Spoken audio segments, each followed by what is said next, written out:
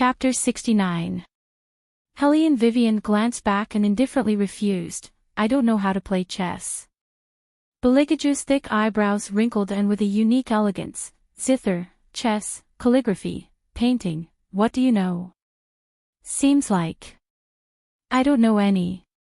Helly and Vivian said in her heart that she was a new generation human from the 21st century who played with computers, racing, and firearms. Things like chess and ink were really not suitable for her identity. Belikaju held his forehead with one hand and looked helpless. How did you get chosen, N? His N had a special flavor, with a unique sexiness of a man. However, Helly and Vivian also wanted to ask herself how she was chosen.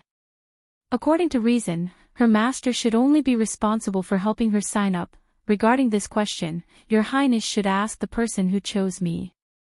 Belikaju's fingers paused for a rare moment, then he quickly smiled and said playfully, You are right. When this prince has time, this prince will ask him why he chose you. Helly and Vivian raised her eyebrows. From his words, did he know the person who chose her to enter the palace as a harem or what? Just as she was thinking, a sudden burst of pain swept through her entire body. That strange and tyrannical martial chi appeared again, but this time it was different. It brought along the white cat beside her. Helly and Vivian tightly clenched her fists. Large beads of cold sweat slid down her forehead and hit the ground. Her body seemed to be carrying a whirlwind, countless gases collided with each other, forming a huge transparent barrier. In that barrier, an ancient diagram appeared. The white cat and Helly and Vivian each occupied one side, emitting a bright light. The contract appeared. The fire Qilin looked at this scene in shock. Until now, it did not dare to believe that the descendant of the White Fin clan would actually submit to a woman. A dazzling white light rushed into the sky and then quickly returned, gathering the human and cat together. All of this process only took a few seconds. However, the consequence of signing a contract with a divine beast was that both the human and the cat were unconscious. Belikaju's ink-black eyes, which were originally calm, rippled when he saw the white rose pattern on Helly and Vivian's wrist. As a prince, he was very familiar with that kind of mark. The Phoenix Maiden that the 4 great clans had been searching for. They had never been willing to submit to others. Since more than 10 years ago, they had been planning to seize the throne. Especially when the priests predicted that there would be a Phoenix Maiden in this world, their ambition grew. They wanted to use the name of the Phoenix Maiden to threaten the royal family. Therefore, they arranged for their own descendants to infiltrate the White Academy one by one, to protect the Hellion Jower. This was so that when the Phoenix Girl appeared one day, they would be the first to see her. Who would have thought that the real Phoenix Girl was not the world's most talented girl who only had looks? Instead, he was the most inconspicuous good-for-nothing of the defense division. Master, obviously, Fire Qilin also saw the pattern that appeared because of signing a divine beast contract. Its eyes darkened. I will kill. Fire Qilin did not say the words, kill her. Belikaju looked at it. That gaze was extremely cold, as if it could cut through people's bones. Fire Qilin's chest rolled, and its claws were in pain. Master, it had not forgotten the fire in the Ghost Palace. The royal family's power was declining day by day. It was all because the current emperor was not good enough, and the retired emperor was old. Even though the deterrence was still there, the 4 great clans were not as docile as before. If it was not for the fact that its master had not fully awakened yet, their methods would not be enough. However, its current master did not even have his past memories. His strength had only recovered 1/10, not to mention awakening. That year, it spent a lot of effort to find its master. It had gathered all the sacred tools with great difficulty, all because it wanted to awaken its master who was sleeping in the human body. In the end, the stupid 4 great clans actually burned all the sacred tools. Not to mention that its master was seriously injured, it had no choice but to leave its master temporarily. This was because the master-servant contract had a strong backlash ability. Once the contractor's strength was lower than that of a divine beast, they would suffer an extremely strong backlash. Generally, the master who signed a master-servant contract with a divine beast would be stronger than the divine beast. Otherwise, they would not be able to resist the backlash from the contract. This was a principle that only divine beasts like them knew. That was why it left at that time. It was so that its master could survive and slowly recover. No one knew how excited it was when it was summoned by its master again. Because that would mean that the real master would awaken soon. Although the woman in front of it did not show any danger, no one could guarantee that she would not be used by the 4 great clans in the future. It did not believe in the ridiculous divination of humans, but it would not allow anyone to hinder its master's awakening in any way. Qilin, I will say it again. She is my prey. As if it saw through Fire Qilin's thoughts, Beligaju's cold demonic voice sounded again. There was no longer the holy indifference in front of people. Instead, it was replaced by an oppressive aura that made even divine beasts tremble. Fire Qilin was the leader of divine beasts. Once it recognized its master, it could only obey. What's more, if it was not for its master, it would not exist. Yes. Fire Qilin lowered its head and glanced at the direction of the human and cat. They also signed a master-servant contract. Master, it seems that the legendary good-for-nothing is not a good-for-nothing. However, this was not good news for that woman. That's right, when humans subdued divine beasts, they would sign a contract with them. However, most of the time, they would only sign ordinary contracts. The master could command the divine beast, but the divine beast could not resist the master. If one wanted to sign this contract, they could do it when the divine beast was not paying attention. But the master-servant contract was not that simple. It was half dangerous. Unless the master had unpredictable martial qi, no one could subdue the cat race descendant of Baizé. But it did not feel that this woman had much martial qi. Could it be that there was some kind of enormous power sealed in her body? But even if there was something sealed in her body, she could not just sign the master-servant contract so recklessly. Because she could very possibly be devoured by the power of the descendant of Baizé. Now, she was in an extremely dangerous situation. If she did not have a way to resist that power, then she would lose her life here today. Fire Qilin's eyes sank. It seemed that it did not need to worry that this woman would affect its master in the future. Because today, it was very likely that she would not wake up again. Even if she woke up, all of her intelligence would be devoured and she would become a complete fool. Chapter 70. Just as the Fire Qilin finished this thought, it saw the unconscious Hellion Vivian suddenly frown. Her body trembled slightly as if she was in great pain. However, what it didn't expect was that its honorable master actually walked over with a cold expression. Without saying a word, he flipped his palm and grabbed Hellion Vivian's wrist. He inhaled and exhaled true qi and sent it into her body. The Fire Qilin's expression changed slightly, but it didn't say anything. Just now, its master's meaning was very clear. She was his prey, so her life and death were up to him. The gale gradually subsided. Beligaju's indifferent side profile was still perfect, but his eyes were flickering. 2 forces. He knew that the restless force belonged to the Whitefin clan. But what about the other force? It was so simple and huge. It was indescribably familiar. Beligaju carefully looked at the face of the woman in front of him.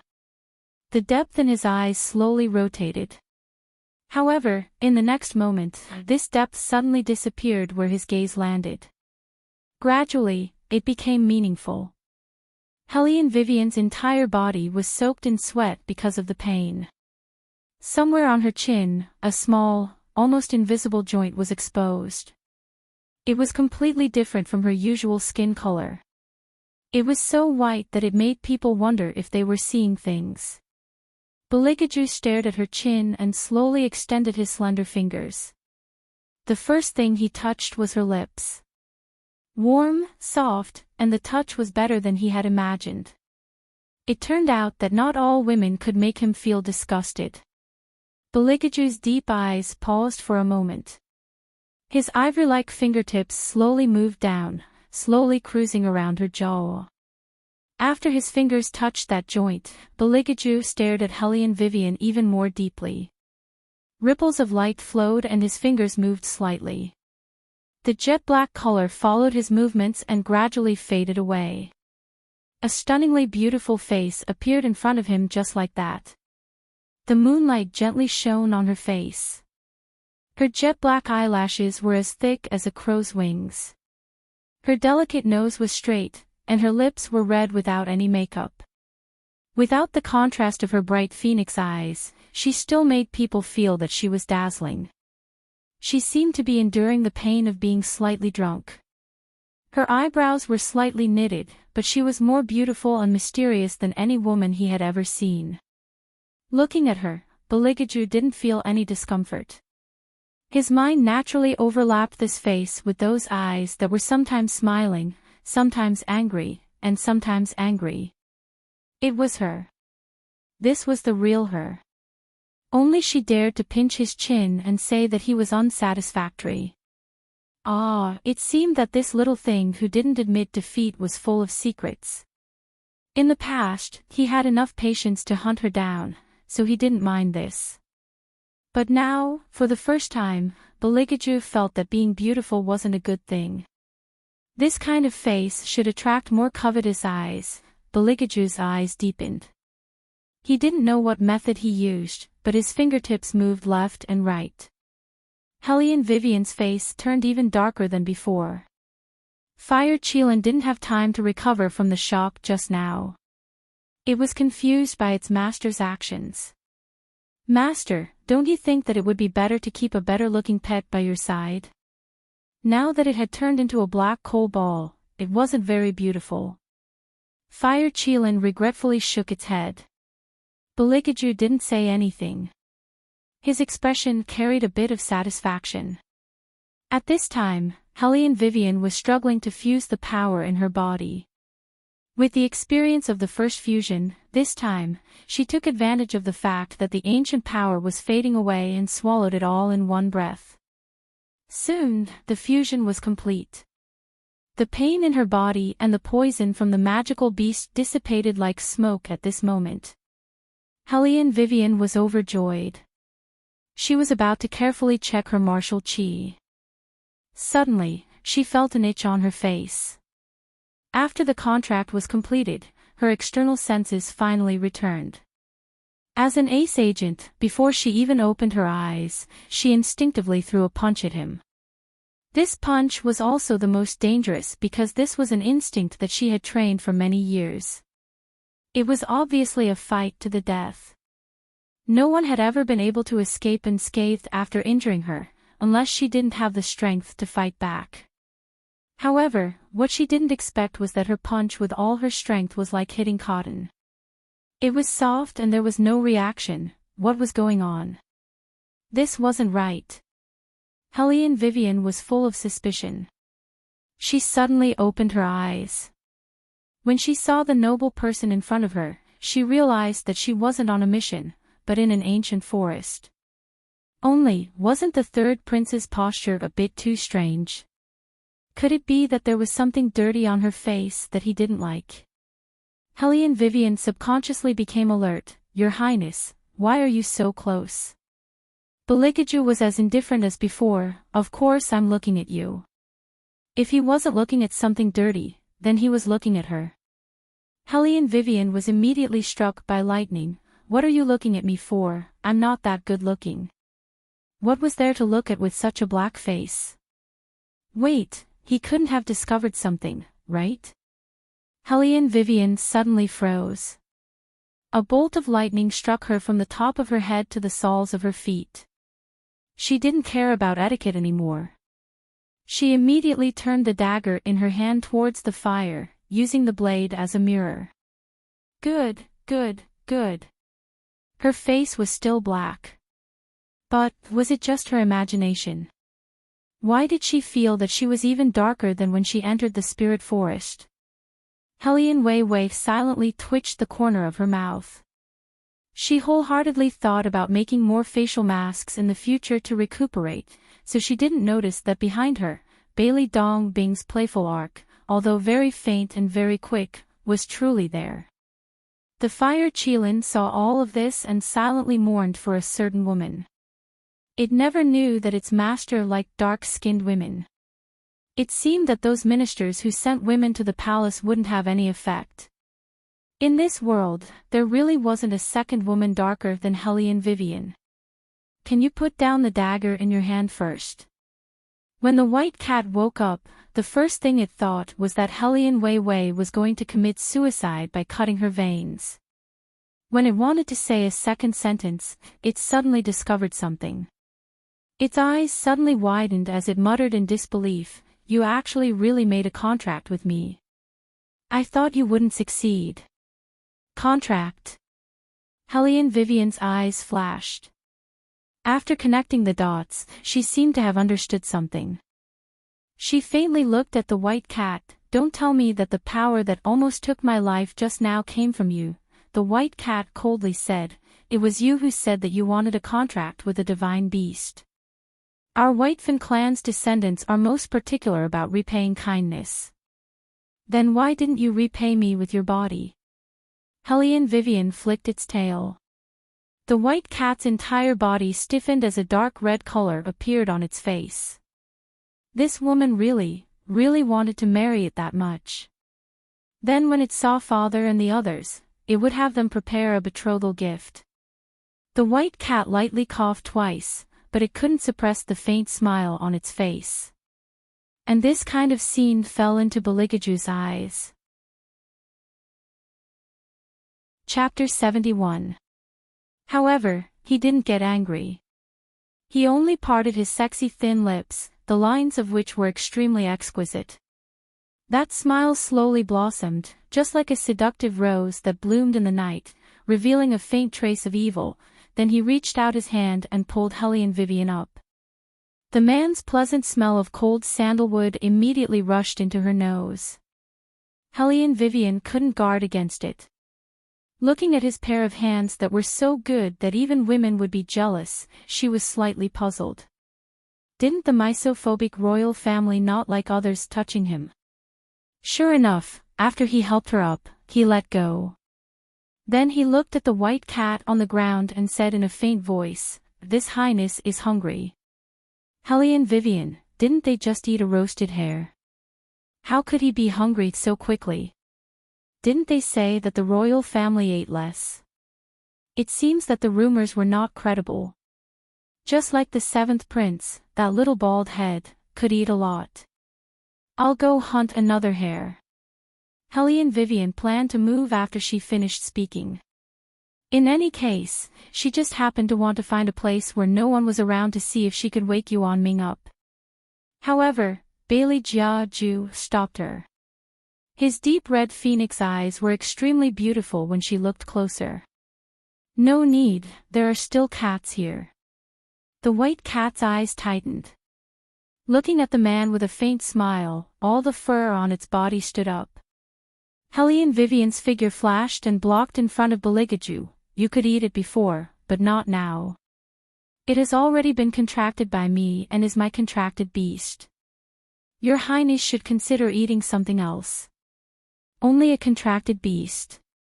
Beligaju's voice was very faint and cold. It was like ice melting into water, slightly oppressing her nerves. Helian Vivian raised her eyebrows. What else could it be? "You're right." Beligaju looked deeply at Helian Vivian and slowly turned the black jade ring on his finger. "Besides a contracted beast, it can't be anything else." The white cat's body stiffened, and an indescribable sense of loss welled up in his heart. He had thought that she didn't have that kind of feelings for him. Fire Qilin looked at the crestfallen white cat. then looked at the tall and graceful figure. Was he overthinking? Why did he feel that the words his master just said weren't directed at Hellion Wei Wei, but rather directed at that Bai Zai's descendant? As it turned out, Fire Qilin didn't think too much about it. He really did understand His Highness' style very well. Beligaju had always been devilishly scheming. He clearly knew how to get rid of a stray cat's unwanted thoughts. None of the methods were as thorough and intuitive as letting Hellion Vivian unintentionally reject it. Hellion Vivian didn't understand why they deviated from the original topic, but it didn't matter. After all, the third prince didn't mention the matter of eating cat meat anymore. She could be considered to have protected her little mythological beast. It was better to think about how to get through tonight. Hellion Vivian looked at the hay that had already disappeared. The ground was full of potholes, so it was impossible to continue sleeping here. Seeing that the fog had dissipated a lot, they might be able to take advantage of the night to leave. If the fog thickened again, it wouldn't be easy to break through the array. Moreover, the spirit forest itself was large, and her physical strength had already exceeded its limit. If a magical beast were to appear later, she wouldn't know how to deal with it. It was better to leave this place as soon as possible. Thinking of this, Hellion Vivian began to move, seriously calculating the distance. She didn't know why she had come so far. But one thing was certain, there was a problem with the map in her hands. As for who the person who wanted to harm her was, Hellion Vivian didn't need to think to guess. She just didn't know what kind of expression Hellion Jiaoer and the others would have when they saw that not only did she not lose her life, but she had also contracted a mythological cat. Ha! Hellion Vivian evilly curved her thin lips. First, she commanded the white cat to trick a mythological beast that could camel people. Then, she collected everything that should be collected, and even extinguished the fire. This way, she could eliminate all traces and make the magical beast lose its sense of direction. After a short moment, the white cat returned, and behind it was a black wind horse. It was different from a normal war horse. The black wind horse had a pair of beautiful black wings, and its entire body was black. It was like the Devil's Mount in comics. Not only could it gallop on the ground, but it could also fly in the sky. But the white cat didn't know why, but the black wind horse seemed a little strange today. When it asked, it didn't say anything. On the contrary, as soon as Wei Wei saw that black wind horse, she coolly whistled and inwardly thought, if this thing also existed in the modern era, she would become Jida the thief. She could steal whatever she wanted, and could even fly around in the air. Without wasting any time, Hellion Vivian flipped over and pulled the reins, wanting to urge the horse to gallop. Suddenly, there was a heavy weight behind her. She widened her eyes and felt a warm sensation on her shoulder. A large palm was holding on to her. Hellion Vivian then remembered that the third prince who didn't know how to do anything was by her side. But wasn't this a little too intimate? His whole arm reached over and pressed on her other hand. That kind of posture was as if he was embracing her whole body into his embrace. Yet, he still had a cold and indifferent expression of abstinence on his face, which made Wei Wei's thoughts go a little astray. She felt that her heart was dirty. What's wrong? The man raised an eyebrow, and elegantly and logically wrapped his arms around her slender waist. Hellion Vivian sighed. It seemed that she had indeed misunderstood. In front of a homosexual, she was only a protector, and there was no difference between men and women. Nothing. Hold on a little tighter, this horse will be a little faster. Hellion Vivian wasn't a petty woman. In special situations, she would treat them differently. The most important thing was to be able to get out of the fog before it rose again. Beligaju was very obedient as he leaned closer to her, and a devilish smile appeared on his face. Hellion Vivian felt the hot breath behind her ear. She had the illusion that her ear was being kissed. She shook her head, and with a wave of her whip, she brought the cat and the human out of the fog. Although there were a lot of magical beasts in the spirit forest, those in the outskirts were all low-level magical beasts. There were very few magical beasts with spiritual intelligence. Even if there were high-level magical beasts, there were only a few that were blessed with spiritual intelligence. So they often relied on their intuition, and wouldn't take the initiative to attack those that were stronger than them. Thus, Helly and Vivian didn't encounter any difficulties along the way. At this time, the fire Qilin had already listened to Beligaju's instructions and once again went into hiding. When it was summoned, it would naturally appear. Because if it returned to Beligaju's side now, not only would it not be of any help, it was very likely that it would once again attract the attention of the 4 great clans, thus alerting the enemy. Especially since Beligaju didn't intend to reveal himself so quickly. After all, he had another identity in White Academy, as a new student of the inferior compound. Chapter 72. You still haven't found the master. Eunuch's son was about to go crazy. He grabbed a scout and asked with a sharp voice. He hadn't rested for an entire night, so his eyes were bloodshot. Minister Jing, who had just finished negotiating with the White Fan clan, came over and tried to comfort him. Eunuch's son, don't worry. The 3rd prince will be fine. I have already sent the most outstanding students of the academy to find him. We will receive the news after daybreak. How can I be at ease? Eunuch's son stamped his left foot and said all the things he shouldn't have said in a panic. The master's body doesn't have the slightest bit of martial qi. He disappeared in the spirit forest just like that.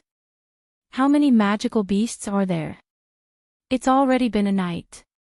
If we still don't find the master. He really didn't dare to imagine what would happen. We will definitely find him. Eunuch's son, don't worry.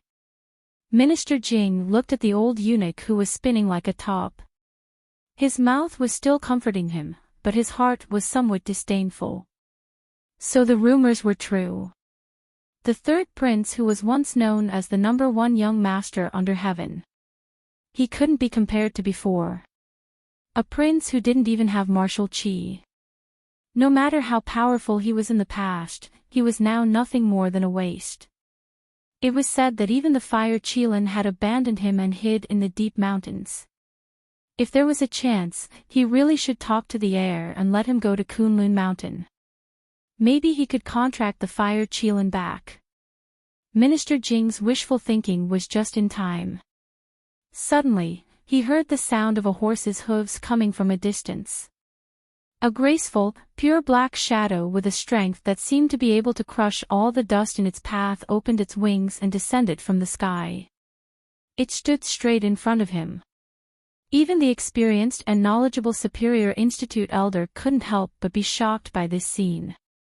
It was the most difficult to catch divine beast in the spirit forest, the Black Wind Horse. How could it appear here? And the person riding it, Minister Jing's gaze moved up. When it fell on the small face with a bit of a ruffian, his pupils suddenly tightened. Hellion Vivian. She was actually still alive. Minister Jing's whole body shook, and he abruptly took a large step back. Back then, he had chosen to join forces with his disciple and participate in this plan because he believed that Hellion Vivian would definitely not be able to walk out alive. Because that map's final destination was a forbidden area in the spirit forest that no one dared to enter. Not only were there man-eating magical beasts there was even a fog that didn't disperse all year round. Even if it was a third-year student from the superior compound, they wouldn't be able to escape if they were trapped there. What's more, he was a good-for-nothing who didn't know anything. Therefore, in Minister Jing's mind, Hellion Vivian should have already become a corpse. And now, not only did she not die, she actually appeared in White Academy riding on a black wind horse. This made Minister Jing, in addition to being astonished, feel a strong sense of guilt. Because he was too guilty, Minister Jing didn't even see the person behind her clearly. He dragged a small servant over and told him to go find Hellion Jiaoer. Since Hellion Vivian was still alive, then he would make full use of her and let the White Fan clan bring her back to be dealt with. So that if there were any changes in the future, the matter of him abusing his authority for personal gain would be exposed. Master Jing seems to be very surprised to see me appear here. Hellion Vivian nimbly flipped down from the horse and stood beside the black winged horse. She stroked the horse's head with one hand, and the corners of her mouth held a devilish smile. It was that kind of smile that made Minister Jing lose all confidence. He was even more determined to push Hellion Vivian out to block the muzzle of the gun. But following Hellion Vivian's movements, the other figure on the horse's back made him feel an indescribable tremble. Was it the third prince? How could the two of them be together? Eunuch's son also saw Beligaju. His old eyes were brimming with tears as he pounced over. Master, you've finally returned. You really made this old servant worried to death. Beligaju's eyes didn't have the slightest ripple. He only sat on the horse's back and raised his eyebrows. The seventh prince, who wasn't even 5 years old, strode over with his small and thick legs. Eating a meat bun, he looked up. Brother, how did the two of you get together? What the seventh prince said is right. Minister Jing interrupted with a face full of worry. His words misinterpreted Little Bald Head's meaning. Your Highness should find an outstanding student to accompany you. This way, your safety can be guaranteed. If something were to happen to you, this old man would be worried to death. Fortunately, you both came out safely. As he spoke, he looked towards Hellion Vivian. Was it this black wind horse that brought you out? It seems that you haven't contracted with it yet. How could it be willing to carry you? Minister Jing could be considered as a senior who had stayed at White Academy for many years. He was very clear that these mythological beasts that lived in Spirit Forest were much more arrogant than magical beasts. As long as it wasn't a contracted person, they wouldn't allow anyone with strong martial qi to be ridden. Hellion Vivian shrugged her shoulders and turned to look at Beligaju. Her meaning was to say, you're so smart, I'll leave it to you to deal with. Bailey Jiaju received her gaze and looked down at Jing Wu Wang, who was standing below the horse. His pair of deep eyes were like waves of light, faintly cold and alienation mixed within. It seemed that at any time, he could emit an astonishing martial qi. Being looked at like this, Minister Jing's heart inexplicably trembled. Looking at Beligaju again, he saw that his thin lips were still pale. Although his black eyes were deep, no matter how he looked at it, he still had the appearance of someone who had been seriously injured. Minister Jing frowned and shook his head. He had seen wrongly just now, absolutely wrongly. Although everyone wanted to get the third prince's guidance, no one could change the fact that the third prince was already crippled. How could a crippled person have an aura that made him, a middle-stage golden-class person, tremble in fear? It must be because the third prince had been in a high position for too long. Just like yesterday, when he saw him for the first time, he also felt a chill run down his back. Minister Jing was thinking this in his heart when he suddenly heard Beligaju's indifferent voice open his mouth. In that voice, there was a trace of a demonically cold smile. Since the great master wants to meddle in this prince's affairs, this prince can say a few words in front of Imperial Grandfather on your behalf. He will let you enter the palace and cleanse your body, then you can replace Eunuch's son's position. In other words, that part of your body will be destroyed, and you will become a eunuch. Hearing this, Minister Jing's forehead suddenly broke out in a cold sweat.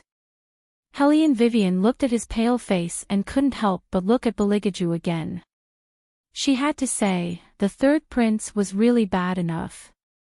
For caddies to 1,000 tails, hitting the snake where it hurts. With just a few words, he was able to block Minister Jing until he was on tenterhooks. Sending him into the palace to replace Eunuch's son's position and so on, he was simply black-bellied to the extreme. No wonder even though he had lost his martial chi, no one dared to be disrespectful to him. Because from beginning to end, the sense of danger that this man brought made everyone not dare to lower their guard. If he still had that amazing martial chi like before, the current power structure of the War Dragon dynasty would not be like this. However, the third prince was really smart. He knew that she didn't want people to know what happened to her in the spirit forest, so he didn't mention a single word. It seems that Great Master Jing doesn't have any more questions, then I will leave first. Hellion Vivian indifferently swept a glance at Minister Jing, whose face had turned green. Just as she was about to leave, she was blocked by a group of guards who had appeared out of nowhere. Chapter 73. What was going on? Hellion Vivian's eyebrows hadn't wrinkled yet. The Hellion Jower had already gracefully walked over. With a pained expression, she pressed down on her hand. Elder sister, this time you've really gotten yourself into big trouble. Gotten into trouble? What trouble did I get into? Hellion Vivian smiled evilly. She wanted to see what the Hellion Jower was up to this time. As soon as you entered the restricted area of the Spirit Forest, news of the Cat Clan's prince being hunted came. Elder sister, there can't be such a coincidence in this world. Don't tell me you still want to deny it. Hellion Jower's beautiful eyes stared at her, her face full of resentment. Hellion Vivian rubbed her chin and wantonly curved her thin lips. You mean to say that the one who hunted down the Cat Clan's prince was me? If it wasn't you, who else could it be? Hellion May also walked over and used a look of great guilt to stare at her. We all followed the team and returned the way we came. What about you? Only you didn't know where you went. Elder sister, I used to think that you were shameless, but I didn't expect you to have such a vicious heart. Hellion Vivian was just about to open her mouth to speak. Hellion Vivian, things have already reached this point and you still want to quibble. If it's really like what they said, then no matter who your master is, you shouldn't take any chances. The Whitefin clan has already come knocking on our door. Even if this old man wants to protect you, it's useless. Minister Jing flicked his sleeves and angrily interrupted her. Do you know what kind of crime you've committed? It's a capital crime. Having heard what was said, Wei Wei thoughtfully glanced at Jing Wu Wang. So it was like this. So it was because there was trouble and he, as the temporary dean, had no way to solve it, so he pushed her out to be the scapegoat. He clearly knew that once she entered the spirit forest, she wouldn't be able to come out. Because the mastermind behind all of this was him and Hellion Jower. At first, she only thought of Hellion Jower. After thinking about it carefully, no matter how powerful Hellion Jower was, she was just a freshman. To be able to change the map of the spirit forest without anyone noticing, one had to be someone who was extremely influential in the academy. Otherwise, those teachers would have realized that there was something wrong with the map. As for this person, apart from Minister Jing, there was no one else. Now, he was playing the good cop and bad cop with Hellion Jower, just to make her speechless and admit her guilt. Ha! The Cat Prince. What a coincidence. She had just taken in one. Hellion Vivian smiled shrewdly. Seeing her like this, Hellion Jower was afraid that something would change. Tears flowed from her beautiful eyes. Elder sister, ever since I entered the academy, I have been thinking of ways to change people's views of you. But this time, younger sister is truly powerless. I never thought that you would be this kind of person. After hearing Hellion Jower's words, a hashwa sound was heard as the guards raised the spears in their hands.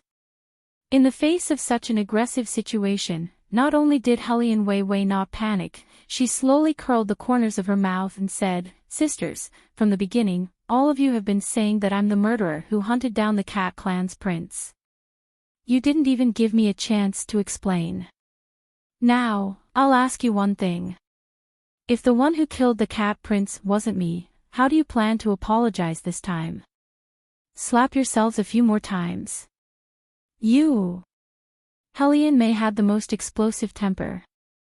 When she heard Hellion Vivian mention the previous humiliation, she hated that she couldn't let the Cat Clan's guards take this slut away and dismember her into 10,000 pieces. Hellion Jiao Air was clearly much more tactful than her. Within her eyes were tears of grievance. She righteously turned her head and said, "Master, this disciple knows that previously, it was because this disciple misunderstood eldest sister. That's why eldest sister was so confident. This time, this disciple won't say anything else. It's only that the Whitefin clan's people are still standing here. Right and wrong, I believe that they have their own set of beliefs in their hearts." Hearing this, Minister Jing seemed to have given up all hope for Hellion Vivian. He heavily closed his eyes and tiredly waved his hand. "Hellion Vivian, Master can't control you, this evil disciple. If you still have a conscience, you should follow the Whitefin clan's guard captain down the mountain early on. That way, you won't implicate these senior brothers and sisters of yours. What Master Jing said is right. A person should take responsibility for their own actions. Hellion Vivian, if you're still a member of the Hellion family, then don't discredit the Hellion bloodline. That's right. Don't implicate everyone because of one person's debauchery, okay?" The voices of condemnation were like a tide, sweeping over from all directions. They practically swallowed up Hellion Vivian's entire body. However, Hellion Vivian only tilted her head and straightened her collar. She evilly smiled. "Master Jing, everyone knows that I'm a good-for-nothing. A good-for-nothing without the slightest bit of martial chi. How could I possibly have the ability to kill a Cat Clan's prince? As a martial chi master, there's no way you don't know this point. And you, as the Academy's substitute dean, can't distinguish between right and wrong. You splash basin after basin of dirty water on me. You don't even do the most basic investigation, and you want to punish me for my crimes." As she spoke, she turned to look at the Zhang and Li family members behind her. "That year, my grandfather overturned the enemy and dyed the mountains with blood. That was the reason why you guys have your current glory. And you guys. Every single one of you is eager for me to die." Hellion Vivian.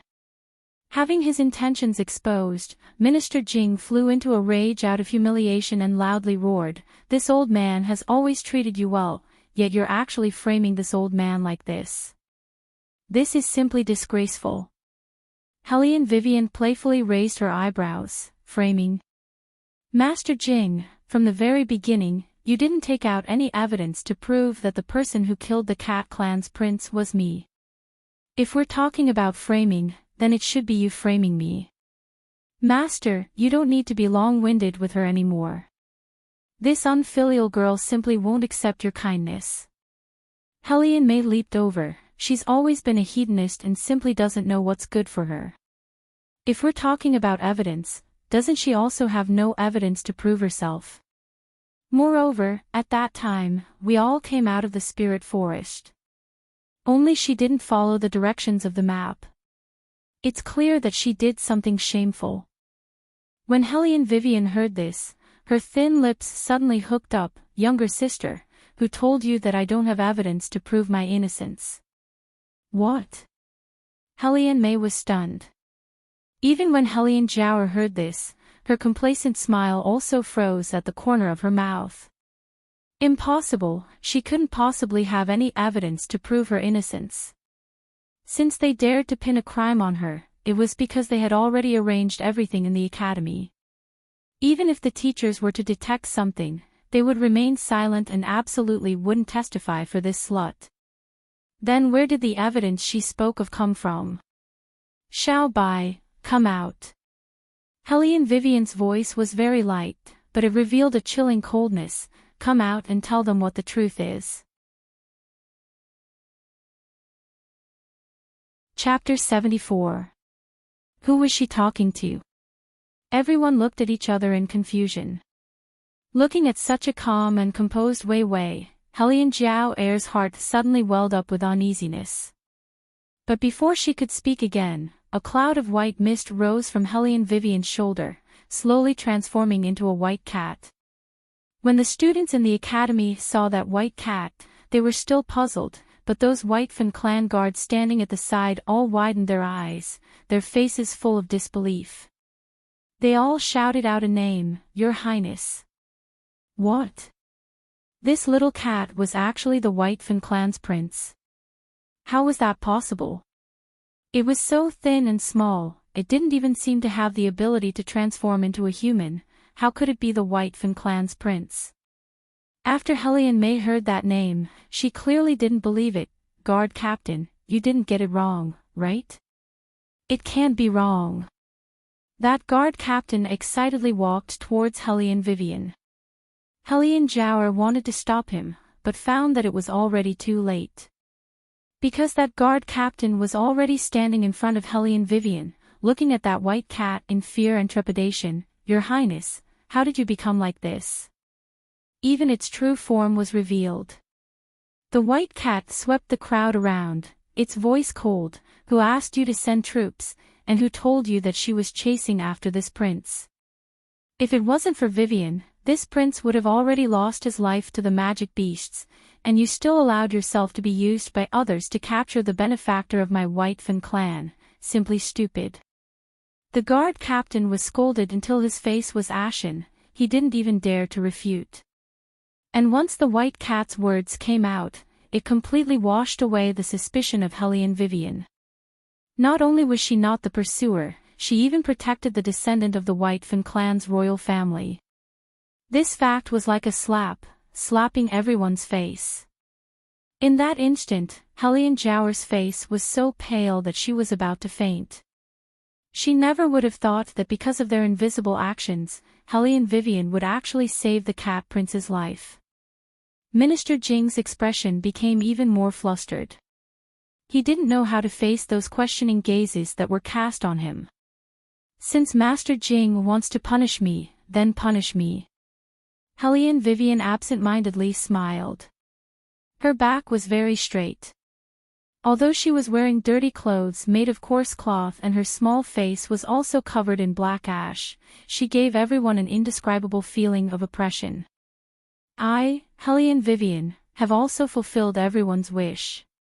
I will go down and accompany my Hellion family's millions of battle spirits." Hearing this, the crowd went into an uproar. They never thought that Hellion Vivian would be so ruthless. Even if Minister Jing wanted to mediate, he couldn't find any excuse. She wasn't asking him to punish her, she was clearly forcing him. Right now, he was the academy's acting principal. If he made the slightest mistake, he would be stripped of this position. The elders of the four great clans had joined hands with great difficulty to get rid of Tu Feng. Only then did he have the opportunity to climb up. Now that such a matter had come out, it was already enough to give the imperial family a reason to call Tu Feng back. If Hellion Vivian continued to be so unforgiving, it was very possible that he would be accused of wrongly accusing a student. When that time came, don't even mention the position of acting principal, even his title as the Superior Compound's Great Master could possibly be revoked. When Murong Changfeng rushed over, he saw this scene. He set his gaze on the girl standing in the middle of the crowd. He always felt that her lonely and stubborn figure was somewhat dazzling. His heart, which had always been indifferent, seemed to suddenly jump. However, this didn't affect his judgment of the current situation. Minister Jing was a chess piece that Prince Murong's family had joined hands with the Su family more than 10 years ago to bury in White Academy. Now that he had finally made a name for himself with great difficulty, how could at such a crucial time, because of such a small matter, he was caught red-handed? However, Minister Jing really had nothing to say. Right now, he had entered a dilemma. No matter how he answered, it would be wrong. It was simply like hugging a hot potato. Hellion Vivian faintly smiled. This time, she should be able to thoroughly shut the mouths of those who had ridiculed her all these years. The atmosphere fell into a deadlock in an instant. All of the students seemed to be waiting for an answer. Right now, the truth of the matter has already come to light. The royal family is also present, so they naturally have a judgment in their hearts. Minister Jing doesn't have the qualifications to make the decision. A steady and gorgeous tone interrupted this period of silence. Hellion Vivian looked back and saw Murong Chang Fong standing behind her with an indifferent expression. His gaze fell on Hellion Jiao and Minister Jing's body, and then moved away. He didn't reveal any expression of protection. With a short sentence, he shifted the pressure that Minister Jing was under. Hellion Vivian looked at him with a heavy gaze. The second time, this was already the second time he had cut off her path of retreat. Since Lord Murong had spoken, everyone would naturally listen. This was the network of relationships between the upper class. When it came to a matter, the truth didn't seem to be important. He had once sworn an oath in the main hall that he would treat her like this, that he would never leave her. From top to bottom in the court, there wasn't a single person who didn't know that she, Hellion Vivian, was Murong Chang Fang's future wife. And now, not only did he not become her support, he had instead been sharpened into a sharp sword by time, directly stabbing into her back, killing her until she didn't have a single piece of armor left. Everyone said that she was clinging to him, that she wasn't worthy of him, but no one remembered who had gone to the defense division 3 times just to be able to play with her. If at that time, it was he who had carried her to the top of the mountain, promising to give her the most beautiful scenery. But now, when he let go, she fell to the ground until her scalp bled. In order to consolidate his power, Murong Chang Fong chose to protect Minister Jing, to protect Hellion Jiao, and to abandon her. Hellion Vivian's mouth carried deep disdain and disgust. However, Murong Chang Fong misunderstood and thought that she was thinking of the past, so the gaze he looked at her with softened a bit. Minister Jing, who was at the side, knew that Murong Chang Fong was giving him a way out, so he immediately opened his mouth and said, "What Lord Murong said is correct. This old man is only a teacher who teaches martial qi. How could I understand what punishment is?" After saying this, he looked towards Beligaju and said, "Let the royal family make the ruling." When Hellion Vivian heard this, she felt that there was no hope. The people of the royal family were the best at pretending to be confused. For this kind of small matter, Third Prince would naturally stand on Minister Jing's side.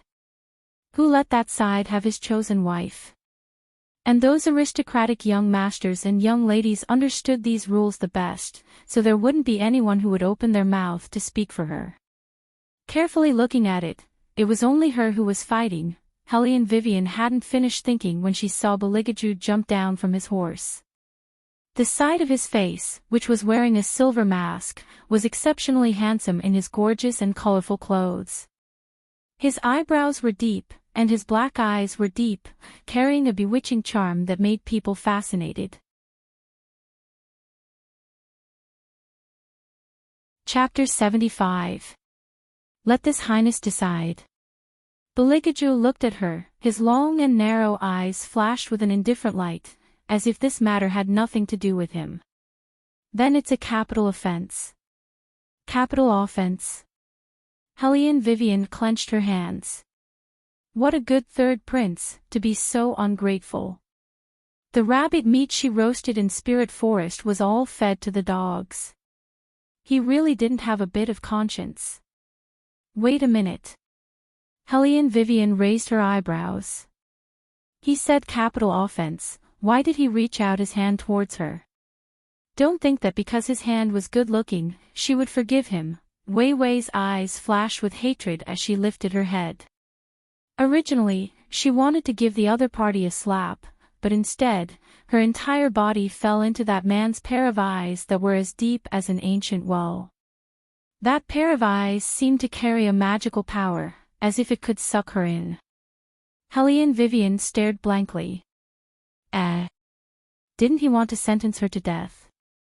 Why did he want to help her up before she died?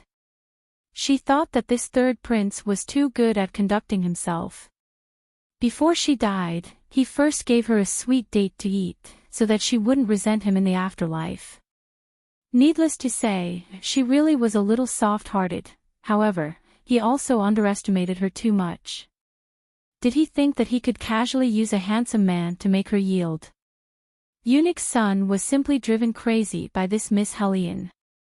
He lowered his voice and anxiously urged, "Miss Hellion, master is helping you. Why don't you quickly pass your hand over? How much longer do you want to make him bend over?" Hellion Vivian didn't think that the third prince would help her. She reached out and placed her hand on the man's fingertips. The friction unexpectedly brought out a limp numbness. As if he disliked the dirt on her hand, he only held her hand for a moment before letting go. A handsome face that was both good and evil was untainted by worldly grace. His features were picturesque, and no emotions could be seen from him. She discovered that she really couldn't see through this third prince. Then, she heard him say, "As the acting principal of the academy, you actually took the lead to frame a loyal descendant. Naturally, this is a capital offense." His voice wasn't loud, but it was ice-cold, as if it could stifle other people's throats. Everyone felt a chill from the bottom of their hearts, as if their blood had been frozen. It was so quiet that they could hear the sound of flowing blood. The silence in front of the palace gate was frightening. It was as if even the air had stopped. Minister Jing's face immediately turned white. His entire body stiffened as he stood there. With a put-on sound, he kneeled on the ground. Perhaps it was because he used too much force, so much so that the Hellion Jower shuddered all over. The sweat on her palms soaked the handkerchief in her hand. She looked at Beligaju and opened her mouth, but did not dare to speak. Murong Changfeng didn't think that things would reach this point. His handsome face clearly showed a trace of astonishment. He had never thought that the third prince, who had always been indifferent to the point of being mysterious, would actually interfere in this matter. Moreover, the moment he interfered, he gave them a fierce blow. Murong Changfeng wanted to refute, but he couldn't find an excuse. Framing a loyal descendant with such a big accusation, no matter how many people there were, it was still a capital offense. Hellion Mei was the only one who didn't know how to read people's expressions. No, it wasn't that she didn't know how to read people's expressions. It was better to say that she did not believe that the high and mighty third prince would help a piece of trash. "Your Highness, didn't you say something wrong? How could the person who should be sentenced to death be Master Jing?" Hellion Mei angrily pointed at Hellion Vivian. "It's clearly this woman, harboring unfathomable motives. She saved the Cat Clan's prince but didn't say anything. She just waited until the end to frame Master Jing." When the Hellion Jower heard this, she knew that things were bad. She stepped forward and hurriedly berated, "Younger sister, shut up." "Why should I shut up?" "Elder sister, look at this woman. Is she still the same as before?" "Not the same. She's simply a cunning snake. When we walk a little off course, she bites and won't let go. I don't know where she recently learned some bewitching tricks, even your favorite highness is." Slap. Hellion Jiao looked at the people all around her, gradually revealing looks of understanding and the man's eyes that were as cold as a pool. She couldn't hold it in any longer and ruthlessly slapped Hellion Mei's face. This slap not only made Hellion Mei stare blankly at once, even Wei Wei unexpectedly raised her eyebrows. Immediately after, she stroked the white cat, the corners of her mouth hooked up into an evil smile. The Hellion Jower's chest heaved up and down, as if she was suppressing her anger. She clearly knew what kind of man he was. Countless women had been rejected by him. For such a high and mighty person, what he hated the most was to be thought of and schemed against by others. So all these years, she had always been silent towards him. Even if she heard news about him, she would only smile like a well-bred young lady. Even when she found out that the third prince was coming to pick a consort, she didn't express her feelings to anyone. She pretended that she didn't care about him that much. When other young ladies came to ask her, she did her best to suppress the pride and joy in her heart. She didn't want to arouse his disgust. But now, Hellion May had blurted out her deepest secret in a moment of carelessness. She could almost imagine how those people who were on good terms with her and talked about the third prince would think of her. It was fine if this third sister was stupid, but she had also dragged her into the water. How could this not make the Hellion Jower angry? You hit me. Second sister, you actually hit me. Hellion May's scream was indescribably ear-piercing. With her fiery temper, she was about to pounce on Hellion Jower and grab her hair. She couldn't accept being slapped by her own sister in front of so many people. The Hellion Jower saw that she didn't know how to restrain herself and became truly angry. She grabbed her wrist and said in a low voice, "Stop right now, Hellion May. Do you want everyone to see us sisters as a joke? If they want to see us as a joke, then so be it." Hellion May was full of anger. Hellion Jower didn't want others to know, so she decided to fight to the death. "Anyway, since we were young, I've always been a joke in front of you." Hellion Jower paused. "Why would you think that? Isn't that so?" Hellion May shouted at the top of her voice. Compared to her usual self, she seemed to be even more shrewish. Without the slightest scruple, she completely exposed her ugly side in front of everyone. "What kind of bad things? It's all because you ordered me to do them. I am your gun.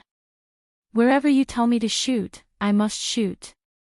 In the end, you got a good reputation, but I didn't get anything. Even grandfather likes you more. I really should let them see that you're actually nothing." Hellion May. Hellion Jower trembled all over as she scolded in a low voice. "What's wrong with you today?" Hellion May sneered, her eyes red. "Me? I was just woken up by your slap, you vicious bitch." Everyone was stunned by this scene. One had to know that this pair of sisters were usually lovable. The older one was gentle and beautiful, and the younger one was lively. Even the way she spoke was likable. But today, what was this? Hellion May was like a shrew on the streets. While everyone was shocked with their mouths wide open, only Beligaju glanced at Hellion Vivian beside him. His eyes were indifferent, deep and cold like an ancient well. Chapter 76. For a split second, Hellion Vivian thought that she had been seen through. But after thinking about it again, so what if she was seen through?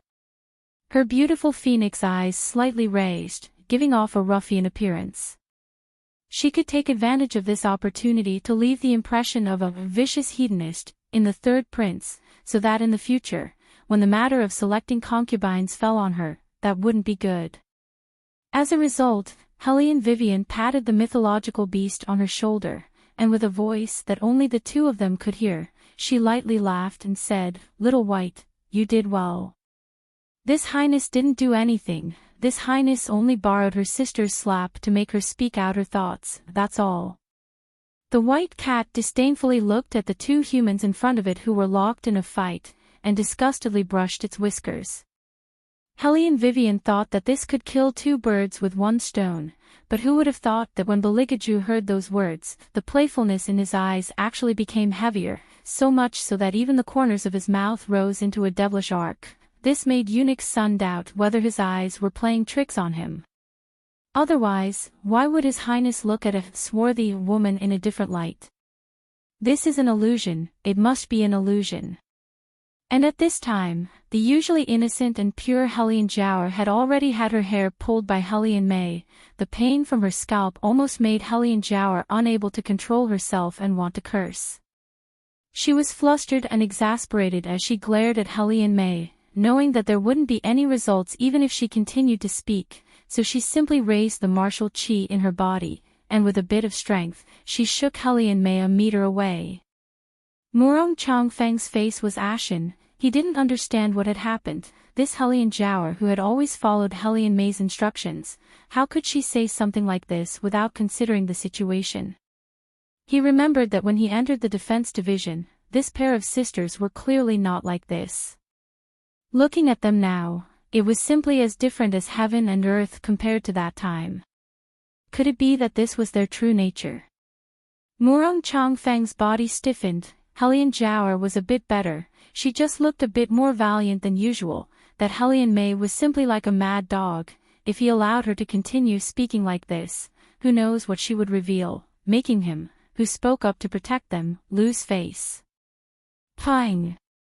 Hellion May was heavily thrown onto the ground. The surrounding discussions entered her ears one after another. She shook her head, and only then did she gradually wake up. Recalling the words that she had just said, her expression immediately changed greatly. Her entire body was paralyzed on the ground. Why? Why did it become like this? She seemed to have been possessed by a demon just now and said all the things that she shouldn't have said. No. Hellion May hugged her head and shrieked involuntarily, "Who is it? Who framed me? I don't." Over. Hellion May's face showed despair, her throat filled with bitterness. She simply didn't dare to look at the people standing around her. What's more, there were still young masters from various families standing here. She was so barbaric just now. In the future, she was afraid that she would never be able to marry again. When Hellion Jower saw this, tears also gushed out. When had they sisters ever been in such a difficult situation? She didn't believe that this matter had nothing to do with Hellion Vivian. She also knew that at this kind of time, they couldn't be strong anymore, they must be soft, only then would they be able to attract other people's sympathy. Therefore, Hellion Jower didn't care about former enmity. She reached out and hugged Hellion May, turning her head to look at Murong Changfeng. She weakly called out, "Lord, younger sister must have been under some kind of evil curse, that's why she went against her heart and said those unbearable words." Hellion Jower beseeches Lord, "First let us sisters go down to rest." Hellion May going crazy like this was also good, although she also didn't want to see her own younger sister lose all standing and reputation. But this way, she would have a way out. Otherwise, Third Prince might drag her and Jing Wu Wang down together. Right now, she could take advantage of the panic to muddle through this matter. However, Hellion Vivian was never a person who would let go of a loss. She looked at Hellion Jower, her tone indifferent. "Second younger sister, you want to wrongly accuse me and then leave?" Hellion Jower's arm stiffened, her beautiful eyes turned red, as if tears were dripping down. She glanced at Hellion Vivian. Looking from afar, people who didn't know would think that she was the one who was wrongly accused. However, everyone knew that this wasn't the case. Therefore, her trick of pretending to be pitiful was completely useless. Even Murong Changfeng didn't speak up for her. Hellion Jower knew that this time, she had to admit defeat. Her eyes flashed with malice, her small face slightly lowered, and she faced Hellion Vivian and bowed. Her lower jaw tightened. "Eldest sister, this time it's younger sister's fault. Younger sister shouldn't have wrongly accused you without investigating anything. It's good that you know your mistake." Hellion Vivian smiled. "What I'm afraid of is that younger sister's heart is still unconvinced. Otherwise, why would you be so unwilling to bow?" Hellion Jower firmly pinched her fingers, her waist bent again, and even her knees bent to the ground. However, her face still maintained a faint smile. "Is older sister satisfied now?" "Whether I'm satisfied or not isn't important. The most important thing is younger sister." Hellion Vivian curved her thin lips, pausing after each word. "Are you convinced?" She did it on purpose. She deliberately emphasized the last three words. Hellion Jower was so angry that her entire face was distorted, but she had no choice but to lower her head by an inch. Her lower jaw trembled as she said, "Convinced." After saying these two words, the handkerchief in Hellion Jower's hand was stained with a layer of blood. Making her use this kind of posture to curry favor with Hellion Vivian, it was simply more unbearable than killing her. She would rather slap her own mouth than be looked at like this. Look at her groveling while Hellion Vivian took all the glory. Not only this. This time, she even threw in her younger sister's reputation, as well as the lifeline that the Sue family used to bribe the academy all year round. If grandfather knew of this matter, he would certainly fly into a rage. Also, there was third prince. How could she let that man see her in this kind of inferior position? All of this was all because of Hellion Vivian, that slut. Hellion Jower hated that she couldn't kill her right now, but she knew that she couldn't do that. Therefore, she could only bite her own thin lips and let those guards take Master Jing Wuwang away. She must show that little slut a bit of her power, no matter what method she used. She couldn't wait until the martial chi competition, and she couldn't wait until after the consort selection. She wanted that little slut to die now. Hellion Jower's eyes were floating, overflowing with a burst of poisonous intent. Hellion Vivian didn't care at all. The Whitefin clan was a mythological beast that could see through human thoughts the best, not to mention that Little White was a prince. Of course, he was aware of the resentment emitted from Hellion Jower's body. He coldly reminded Hellion Vivian, if this king was you, this king would directly kill her. What's the point of making her apologize? What's the point of kneeling? What a waste of time. You don't understand. The most painful thing for humans is not death, but to make them lose what they rely on the most for survival, such as power, such as face. She believed that just now, Hellion Jower must have felt even more unbearable than death. For so many years, Hellion Vivian had always lived like this. She suffered all kinds of humiliation, and her life was worse than death. What she wanted had never been to cut off all ties with a blade. All the things that should have belonged to the Hellion family. Whatever those people took from her in the beginning, she wanted to take it back bit by bit. Chapter 77. Outside White Academy, after Su Jiaqing heard the news of Hellion Jower's humiliation, he and Hellion Guangyao rushed over together. Grandfather, father, I really can't stand that trash anymore. Hellion Jower completely lost her patience. Her eyes viciously stared at the corner of the handkerchief. I want to remove her name from the Hellion clan. Su Jiaqing listened to his granddaughter's words and said, I used to think that a trash wouldn't be able to stand up to any waves. I didn't expect that she would accidentally destroy all the relationships I've worked on for so many years. Since she doesn't know what's good for her, then let her suffer. Guangyao, you go and handle this matter. I reckon that the remaining ambitious people in the Hellion clan have long since stopped wanting a trash to stay in the clan and have her hands and feet tied. Hellion Guangyao nodded, but as sinister as he was, he discovered a suspicious point. That vile spawn and the third prince both don't know martial chi. How in the world did they escape from such a dangerous place like Spirit Forest? Don't tell me that vile spawn is hiding something from us. What could have happened to her? Hellion Mei covered her bruised forehead and disdainfully shouted, she was just lucky to save the Whitefin clan's prince and let him take her out of the forest. Otherwise, with her three-legged cat's martial arts, she would have died in Spirit Forest long ago. Mei you pay attention to your tone and identity. Hellion Guangyao had long been angry with her. Today, in the court, because he had such a daughter, he lost all face. Now, the entire capital knew that he, Hellion Guangyao, had raised a brute. After so many years, you haven't made any progress at all. Today in the academy as well. It's fine if you lose face yourself, but you even exposed your second sister. If that brain of yours doesn't open up, father will write a letter to the headmaster to have you quit school and get married. Hellion Mei felt wronged after being scolded, but she didn't dare to refute at all. Everyone knew that a girl who had been expelled from school simply wouldn't be wanted by anyone in the capital, unless she married those old men in their 70s or 80s. How could she, who had always been proud and arrogant, accept that? Just thinking about that scene made her feel disgusted. Usually, at this time, Helian Jiao would have already spoken up for her.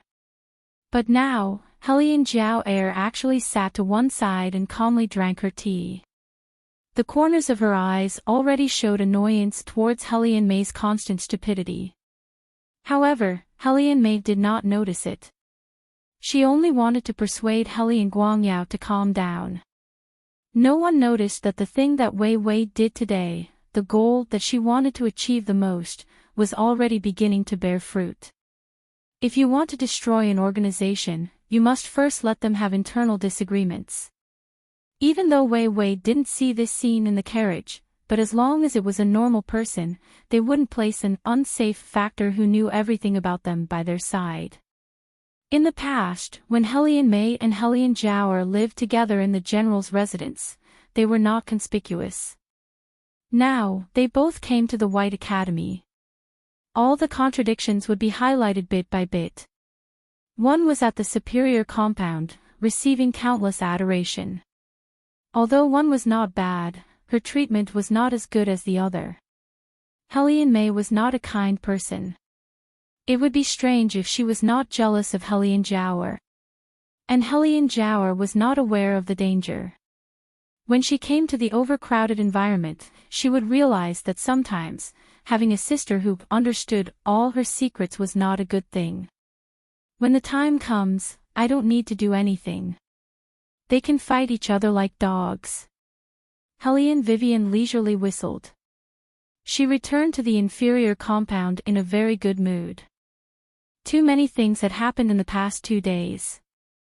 Helian Wei Wei was finally able to relax when she finally returned to her own territory. She simply threw away her shoes and outer garment and lazily sprawled on the wooden table. She swallowed the dragon pill that she earned from Beligaju and started to cultivate her breathing. She wanted to try to wake Yuan Ming up, but found that the other's mental state showed signs of excitement. Helian Vivian realized that Yuan Ming's deep sleep might not be a bad thing. Then let him sleep. Maybe when he wakes up, there will be a pleasant surprise. Helian Vivian exerted force in her palm and absorbed the essence of the entire dragon pill into her body. In an instant, the air around her started to rotate. Even the ancient scrolls on the table started to churn incessantly, making bursts of noise. The white cat that was crouching at the side and basking in the sun straightened its body. Its eyes flashed with amazement. From the beginning, it knew that she was not simple, but it never thought that she would be a manipulative martial artist. This was not only in the Dragon War Empire. Even on the other side of the sea, it was impossible to find a second manipulative martial artist. This kind of martial artist was either a waste who did not know anything, or a shocking genius who could control all martial chi. It was very clear that its master belonged to the latter. Before, its clansmen were still questioning why it chose a well-known waste in the capital as its master. In order to help her keep the secret, he did not tell them the real reason. He only said that it was to repay a debt of gratitude and that he would return after a period of time. And the people on this side of White Academy did not even know that she already had her own divine beast. He just heard the people from the superior compound say, in the martial chi competition later, that one from the Helian family will definitely lose, especially miserably. Don't even mention whether or not she can be chosen as a consort.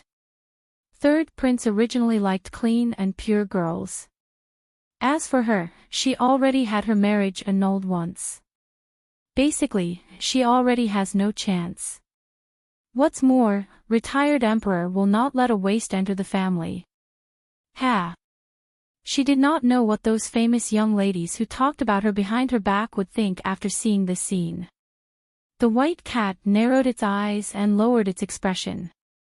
What's more, when signing the contract, it already felt that in her body, other than her original martial chi, there was also a very simple and thick aura. If it didn't guess incorrectly, that must be her contracted demon god. A contracted demon god with an ancient aura, who could it be in the end?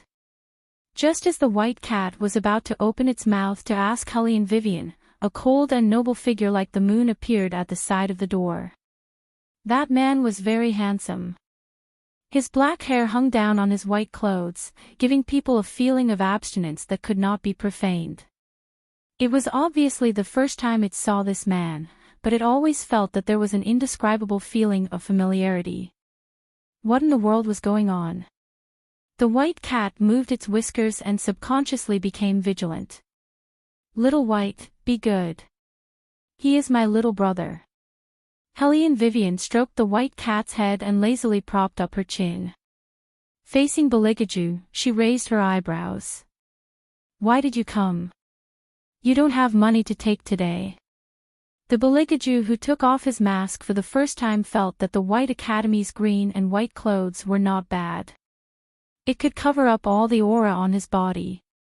What's more, he wanted to appear in front of the world in whatever manner he wanted.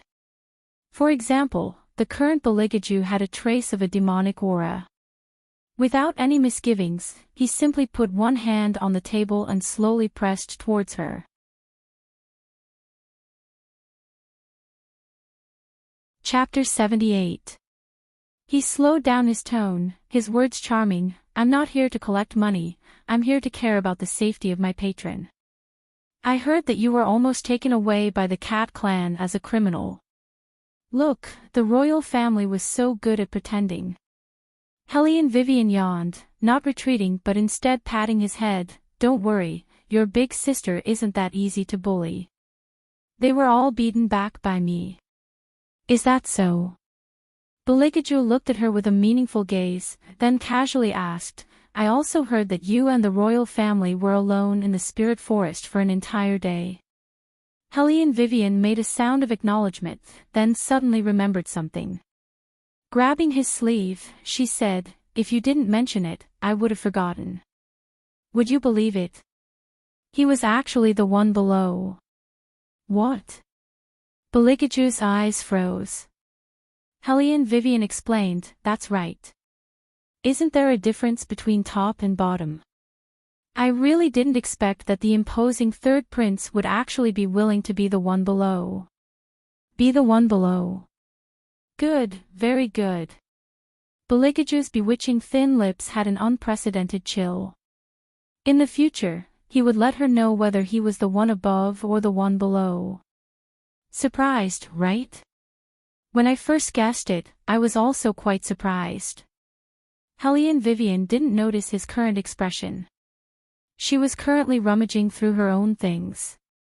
She folded the previously washed handkerchief neatly and placed it into a small yellow box. Shadow, who was hiding outside, had already heard until his legs were about to go soft. Cold sweat dripped down from his forehead. He wanted to make some noise to signal Helene Vivian to stop talking. However, Beligaju only raised his head and glanced towards the window.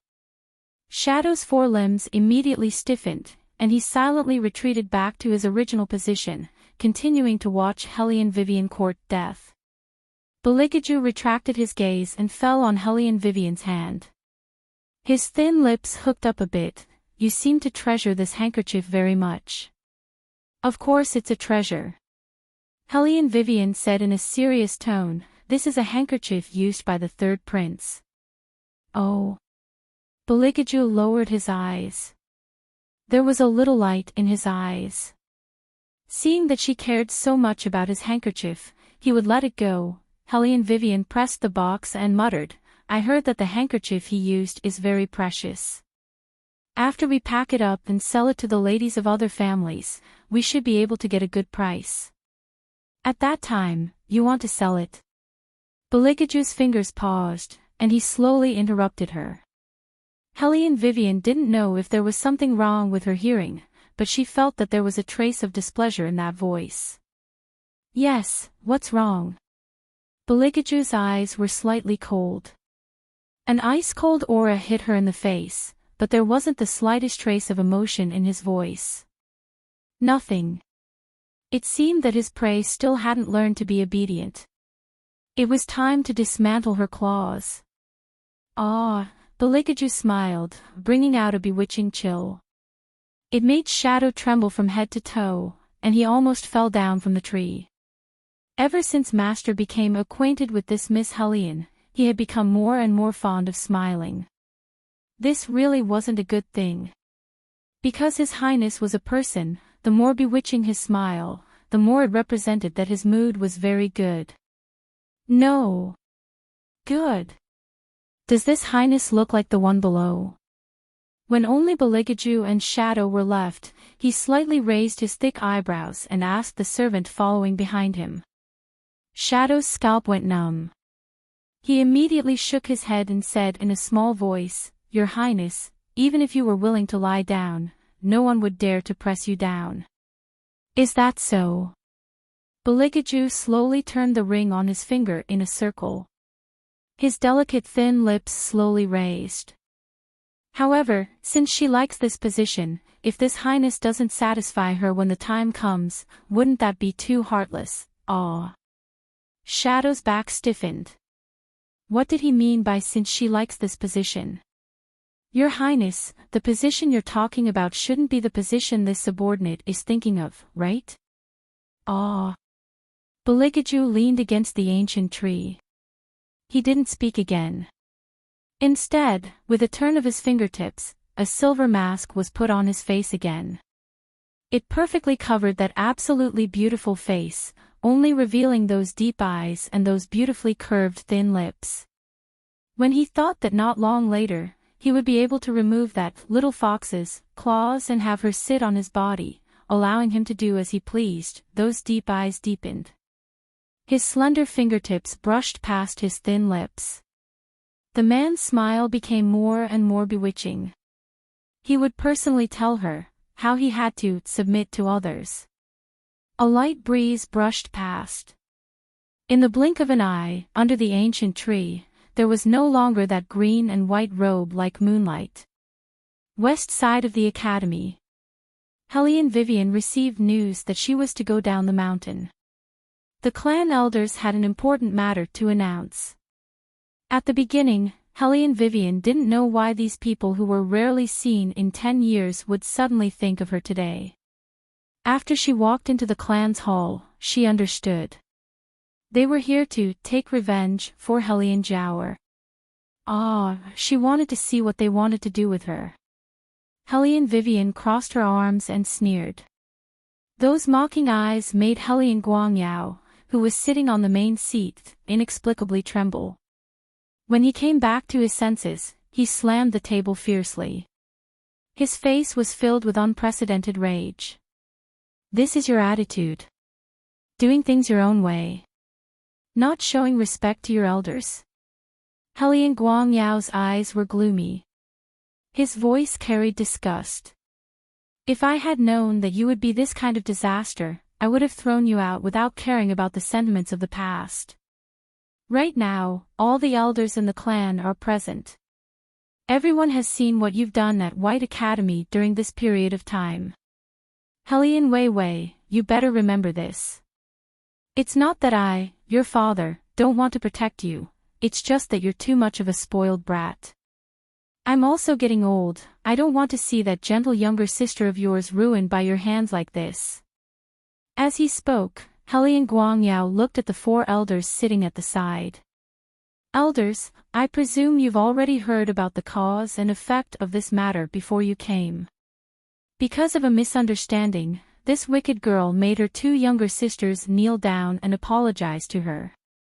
What kind of vicious thoughts is this? Just thinking about it makes this old man feel ashamed. When the 4 elders heard this, one after another, they put down the porcelain cups in their hands. One of them laughed mockingly. This old man once wanted to drive this good-for-nothing out of the clan as soon as possible, so as to avoid losing our Hellion clan's face. Look at it now, she even dares to bully Miss Jiao Air.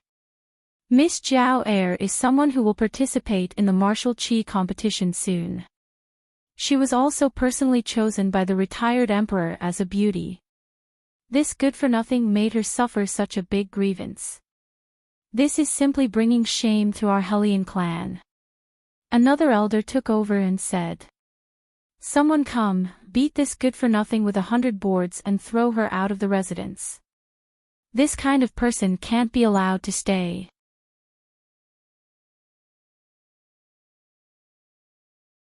Chapter 79. As the elder spoke, he wanted to stand up, but at this moment, Yuan Ming, who was hidden in Hellion Vivian's body, suddenly opened his eyes. Suddenly, with a thump, that elder inexplicably knelt on the ground. Hellion Vivian naturally sensed that Yuan Ming had awoken. The corners of her mouth slowly curved up. Looking at that stupefied elder, she said, "Nya Wulin, you're an elder who was single-handedly raised by grandfather. If it weren't for grandfather, right now you're nothing more than a poor boy with no power and no influence. Now you're talking to me. Do you have the qualifications?" As she spoke, her gaze swept inch by inch across those elders who were gasping for breath because of anger. "And you guys, which one of you haven't received grandfather's kindness, yet now you're allying with outsiders, for your insignificant benefits, you want to drive me out. You're really putting on a good show." The elders reached out and pressed their hands on their chests, so angry that even their fingers were trembling. Hellion Vivian's words seemed to have opened up the deepest and dirtiest shameful heart in their hearts. They indeed did receive the Defense Division's kindness. But this kind of kindness made their hearts feel stifled. Everything had to be done according to Old Man Hellion's mood. It was simply too much. That's why when Old Man Hellion passed away, they quickly stood on the new clan leader's side. Even though Hellion Guangyao was acting as a substitute for the underage Hellion Vivian to manage the Hellion clan, they'd rather the clan leader always be Hellion Guangyao. That way, not only could they act like tyrants, they could also completely not care about whose mood they had to look at. When they were bored, they could even use Hellion Vivian as a joke to make fun of. Who let her be a good-for-nothing? The feeling of stepping on Old Man Hellion's beloved daughter was very comfortable. Hee. Wei Wei had seen a lot of people. How could she not know what these people were thinking? She curved her thin lips and smiled faintly. Within the ridicule, there was a bit of understanding. Sometimes, people really shouldn't promote people. Who knows, maybe one day, great kindness will become enmity. Respected father, don't you agree? Enough. Hearing Hellion Vivian even mention himself, the deep sense of humiliation made Hellion Guangyao want to strangle her to death. The elder who was kneeling on the ground was even more furious. Some people are really too much. Just a little bit of kindness and they want to say it every day. You even slandered our character. Patriarch, you must seek justice for us. Hellion Vivian. Hearing the elder's words, Hellion Guangyao took a deep breath. If you admit your mistake now, it's still not too late. Otherwise, don't blame your father for being impolite. He thought that his words would scare Hellion Vivian into restraining herself, but nothing happened. She just looked at him with a mocking smile, and that smile made him feel inexplicably nervous. Good, you really are a tough nut to crack. Hellion Guangyao was so angry that he laughed.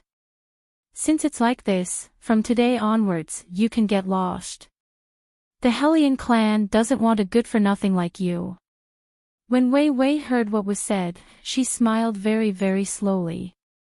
This is your purpose, right?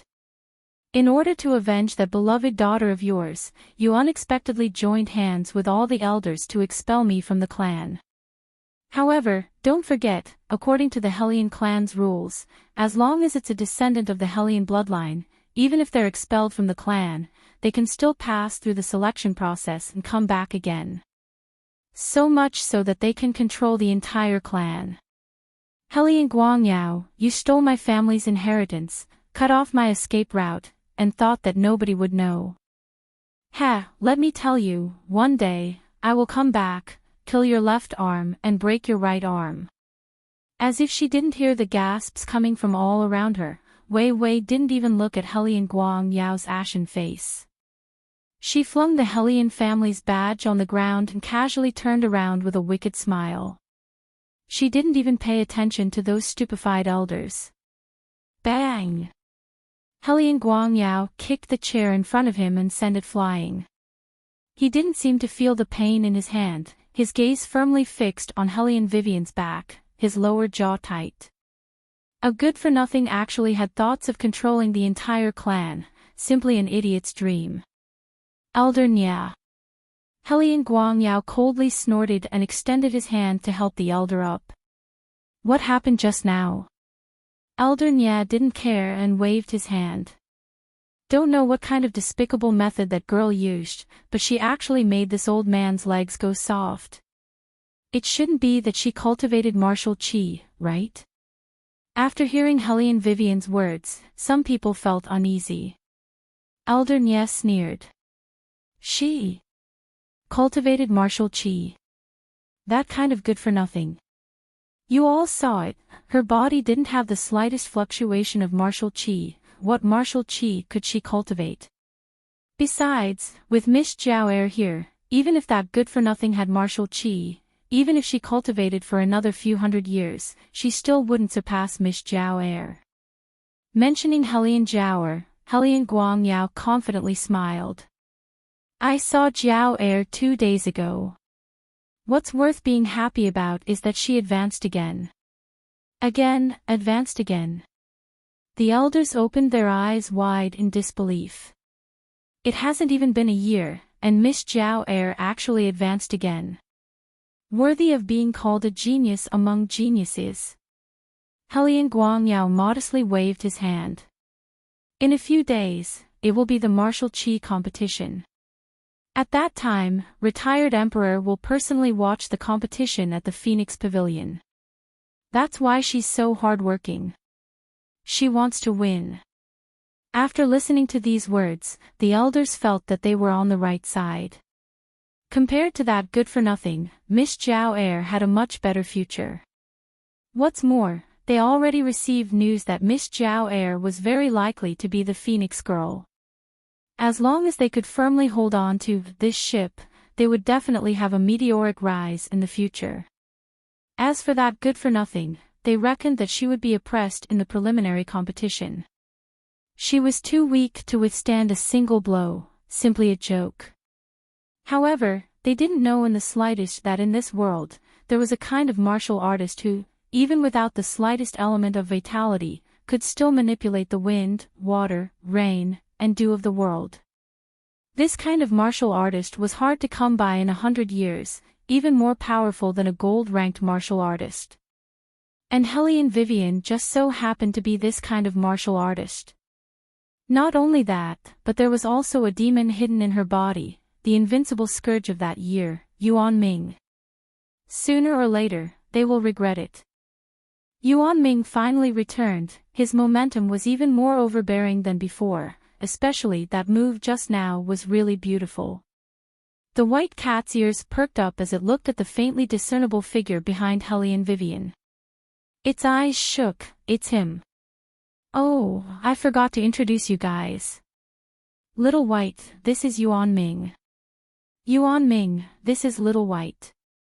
Hellion Vivian didn't care at all as she stretched her body, not at all like she was driven out of the house. The white cat's mouth fiercely twitched. How many times did he have to say, he was called by he? By Zay's descendant. Yuan Ming pushed his hair back, revealing a demonic appearance. No wonder when I was sleeping, something barged in, so it was you. The white cat's face was cold, completely unwilling to talk to this demon who once had a grudge with their Baizay clan. On the contrary, Hellion Vivian's finger brushed across her thin lips, evilly smiling. Since everyone is here, then let's go let those stupid people bleed.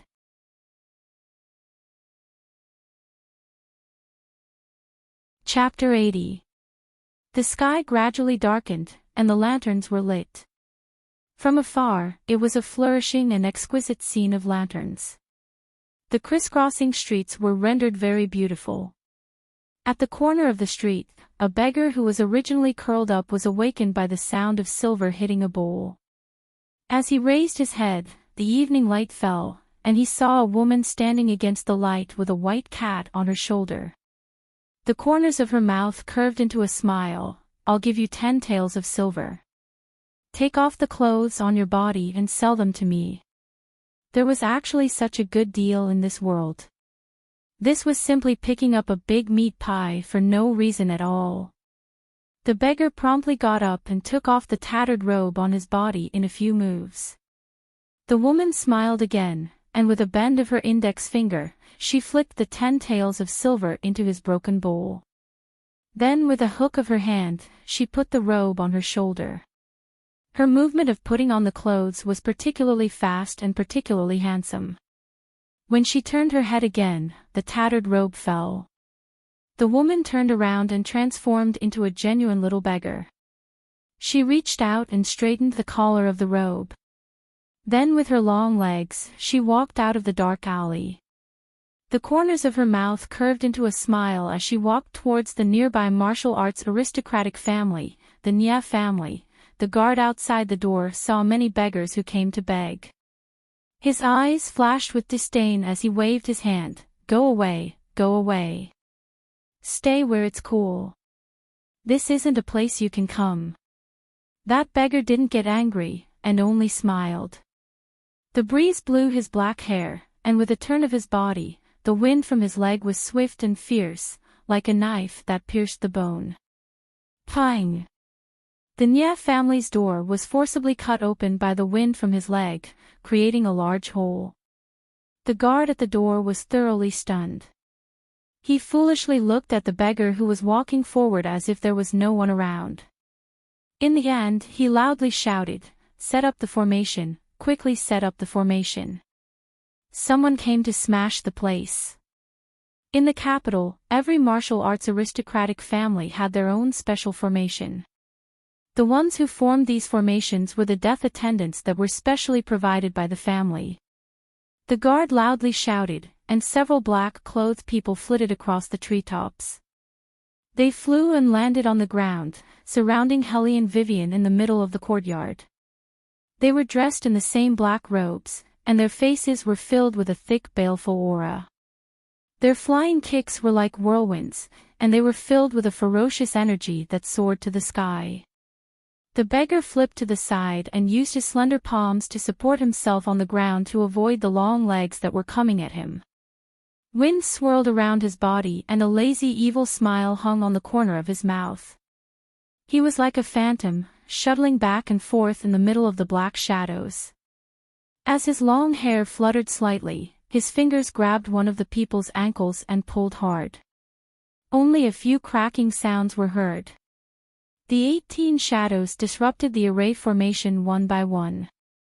By the time they reacted, they were all kneeling on the ground. The guard rubbed his eyes in disbelief.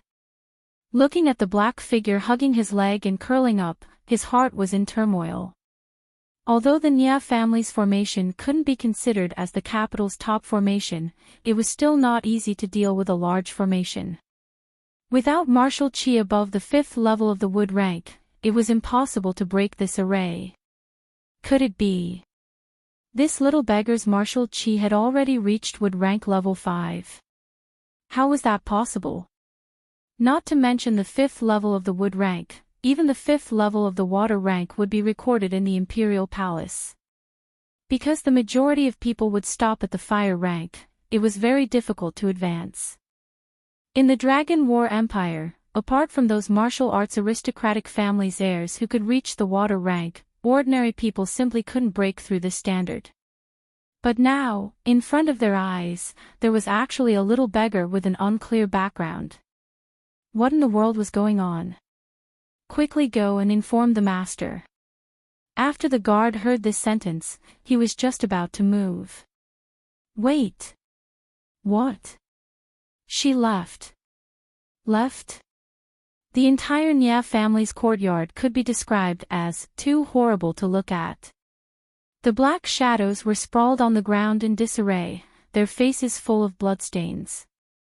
The beggar standing on the roof only curved her lips into a smile. Every word was clear and cold like the wind. Thank you for sparring. Thank you for sparring, thank you for sparring, thank you for sparring. Sparring. Eldon, who had rushed back from the defense department, heard the servant's report and walked to the center of the courtyard in large strides. His thick eyebrows fiercely wrinkled. The Buddhist beads in his hand also flew out and heavily fell to the ground, shattering into powder. Who is he? What is his identity? Eldon was truly angry. He didn't think that in this capital, there would unexpectedly be someone who dared to make a move on top of his head. Who didn't know that although his Fong family's martial arts weren't the best, they were the best of the best among the Hellion bloodlines. But today, someone unexpectedly took advantage of the time he went to the defense department to destroy his lair. That's fine. Sparring partner. His Grand Nya family was used as a sparring partner for a little thief. Investigate for me.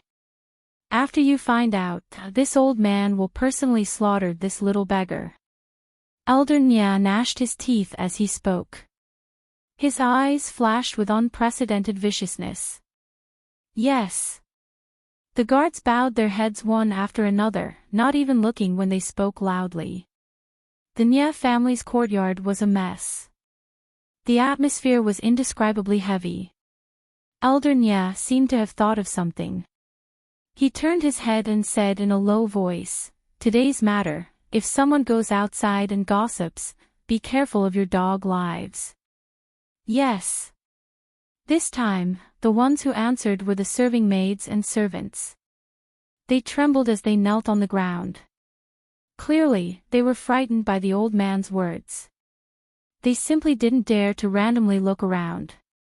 Nowadays, every major family had set their sights on the martial chi test that was going to be held in the near future.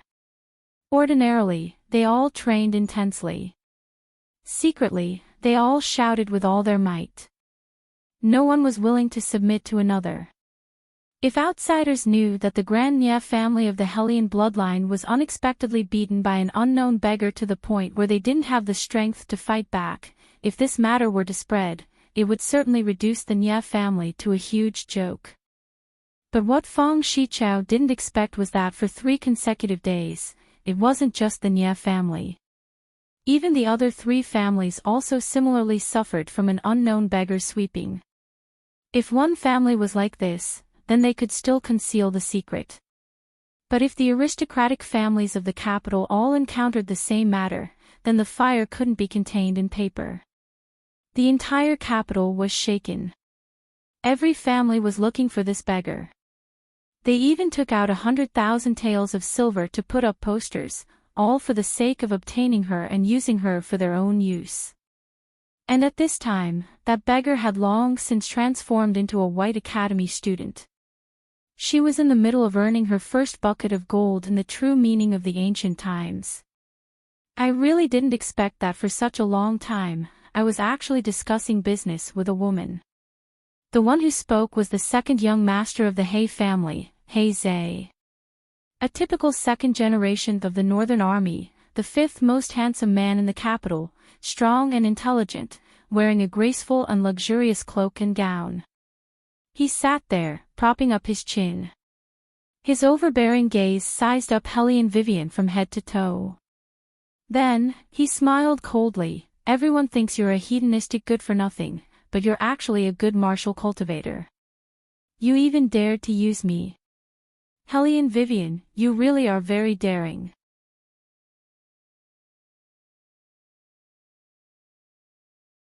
Chapter 81.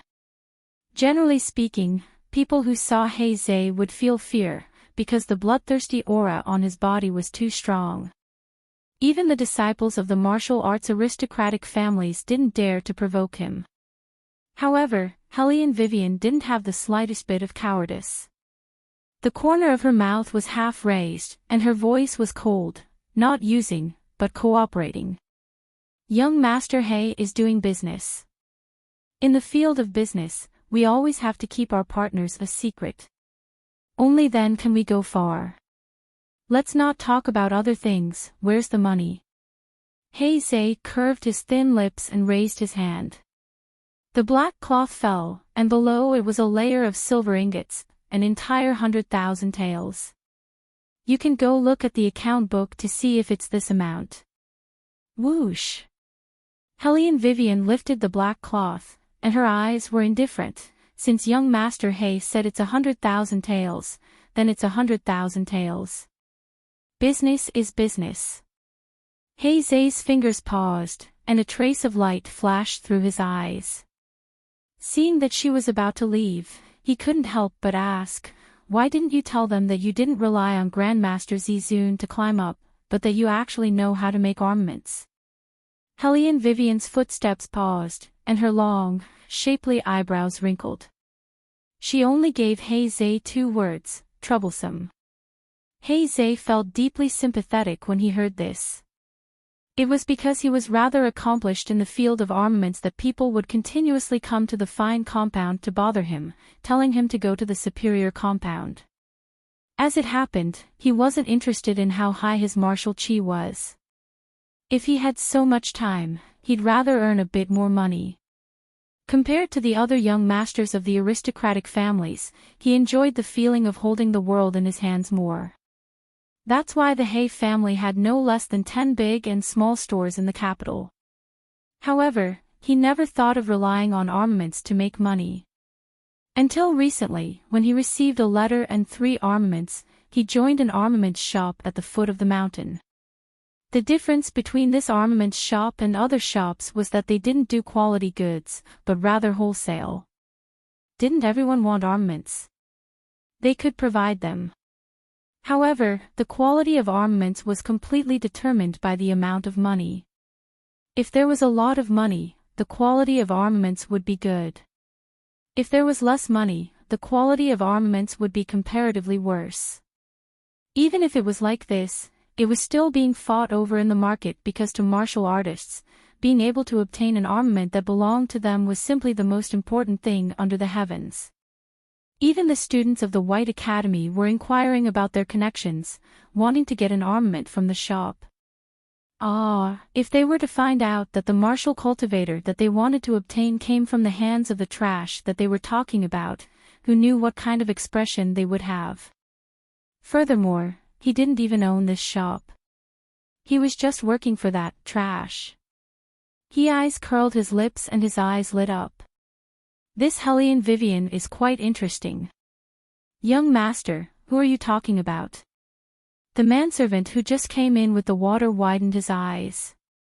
Please don't do anything in the academy. The old man will kill me.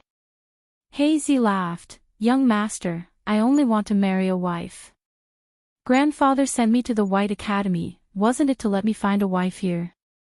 What are you afraid of, The page boy wanted to cry but had no tears.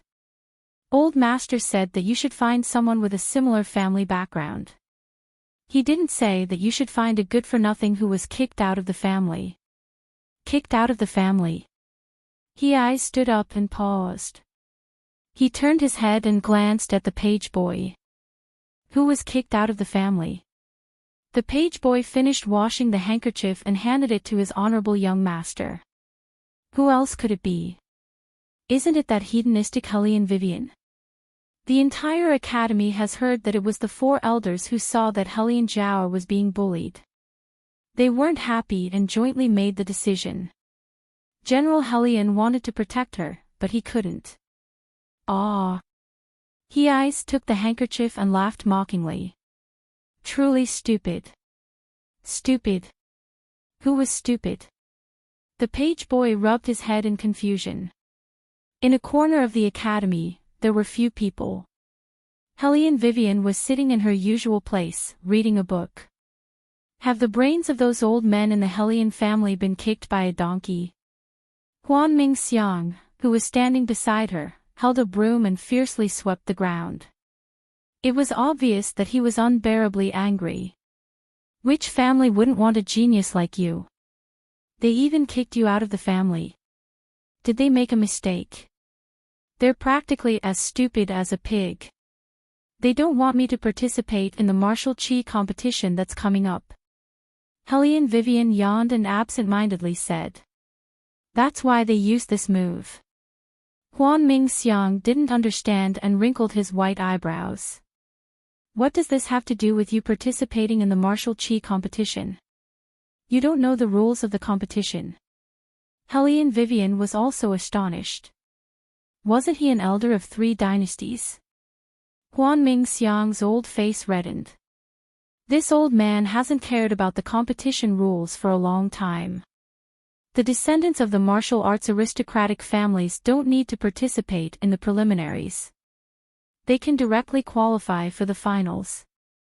As for the people from other clans, they must first win the first place in the preliminaries before they can enter the finals. After Hellion Vivian finished speaking, she saw Huan Mingxiang stare blankly. His mouth also opened differently from usual. Hellion Vivian raised her eyebrows. What's wrong? Cough cough. Huan Mingxiang lightly coughed twice and began to look at the sky. This competition rules seems to have been set by this old man 10 years ago. Hellion Vivian, however, don't worry, this old man can have them change the competition rules back. Elder Huan deeply felt that he had become an accomplice. Hellion Vivian shrugged her shoulders, the light in her eyes faintly shining. No need, I've already obtained the qualifications to be selected. Huan Mingxiang stared blankly. Afterwards, he seemed to have thought of something. His fingers stroked his beard and the corners of his mouth curved. The little beggar that the 4 great clans have been looking for recently, is it you? I'm using it to practice. Hellion Vivian massaged her own neck. My physical fitness is too poor. Taking advantage of the time before the competition, I'll play with them a bit. Hearing this, Huan Mingxiang suddenly laughed out loud. Good, good, play with them a bit. Girl, since you want to improve your physical fitness, this old man will give you 2 things. As he spoke, Huan Mingxiang's figure flashed. When he reappeared, his hands were already holding an armament and a weight buckle. This armament is this old man's new one. As for the weight buckle, it's a sharp weapon that only those top-notch students of the superior compound can possess. Not only can it hide your martial chi, when you take it off during the competition, you'll feel your body several times more relaxed than usual. I want the weight buckle. As for the armament. Hellion Vivian glanced at the armament, her expression unchanged. Elder Huan, you should take it back. Huan Mingxiang stared blankly. This was the first time he'd seen a martial artist who didn't like armaments. Girl, don't look at this as a new armament. It's not inferior to the ones your master made. I know, it's just not suitable for me. How was she supposed to tell Elder Huan that this armament was made by her? All of its advantages and disadvantages, she was clearer than anyone else. Awkward. Huan Mingxiang didn't expect to be rejected. He bitterly glanced at Hellion Vivian. Humph, humph. Hellion Vivian watched the old man blow on his white beard. Her heart softened. For so many days, the old man had always been by her side guiding her. Aside from her master, no one else had treated her this well. What are you looking at this old man like that for? Huan Mingxiang proudly cast a glance at her. If you don't want it, then don't. But what if your physical fitness can't keep up?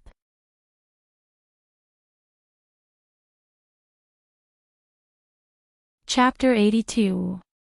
Hellion Vivian slowly smiled. Elder Huan, you forgot a sentence. What? Hellion Vivian's eyes looked towards the superior compound not far away, her voice clear. In the world of martial arts, speed is invincible. Huan Mingxiang trembled, looking at the girl standing against the light. Something in his blood seemed to have been reignited. He thought the Dragon War Empire would have a unique genius that would follow the royal family. Because right now, this genius had already begun to show her edge, preparing for a big fight. He couldn't imagine what kind of scenery the martial chi competition would be like in the near future. Dusk, east side of the superior compound. Master, you've returned. Murong Chang Fong looked at the old man who hadn't appeared for a long time sitting on the seat of honor, his eyes shining. That old man's clothes were tattered, as if he'd been to many places. He first hurriedly drank a mouthful of water, then said, "During this period of time, I've been very busy." Murong Chang Fong naturally saw it, but, "Is there any news about the martial cultivation genius that Master is looking for?"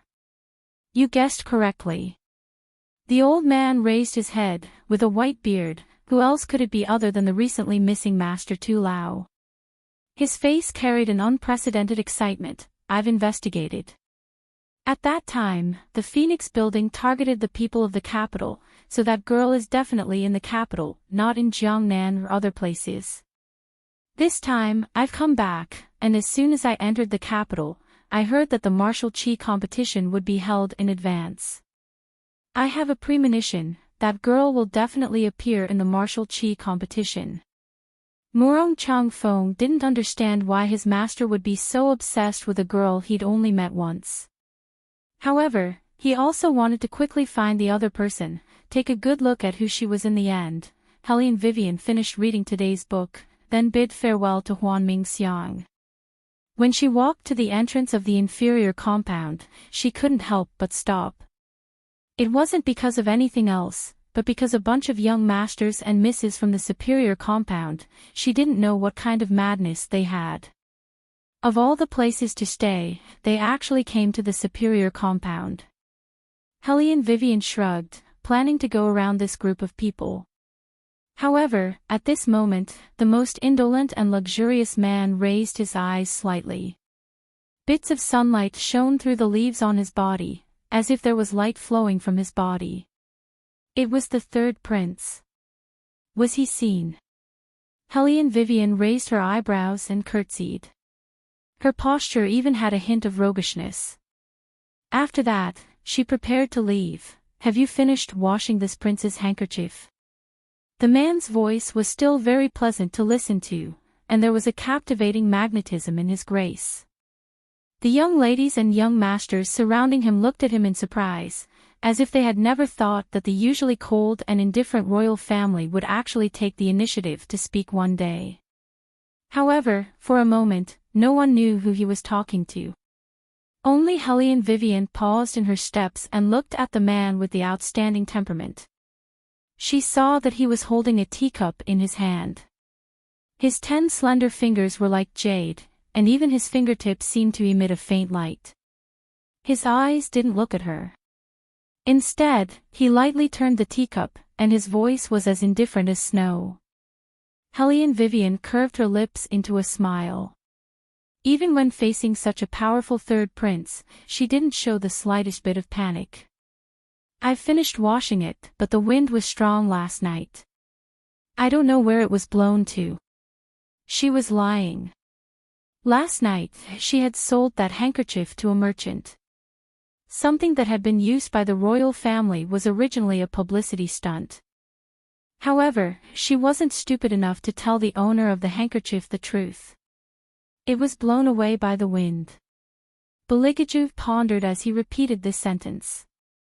Then, the hand that was turning the teacup paused, and he ordered Eunuch's son, who was waiting at the side, "Go get the item and let her see it." I'll go right away." Eunuch's son accepted the order and walked out of the pavilion. When he passed by Helene Vivian, he gave her a meaningful look. Ever since he woke up this morning, he couldn't figure out his master's intentions. He disliked the noise, so not only did he accept the superior compound's invitation, he even moved the flower appreciation banquet that was originally scheduled at the superior compound to the inferior compound. It looked as if he was deliberately doing this for someone. Eunuch's son shook his head. It couldn't be.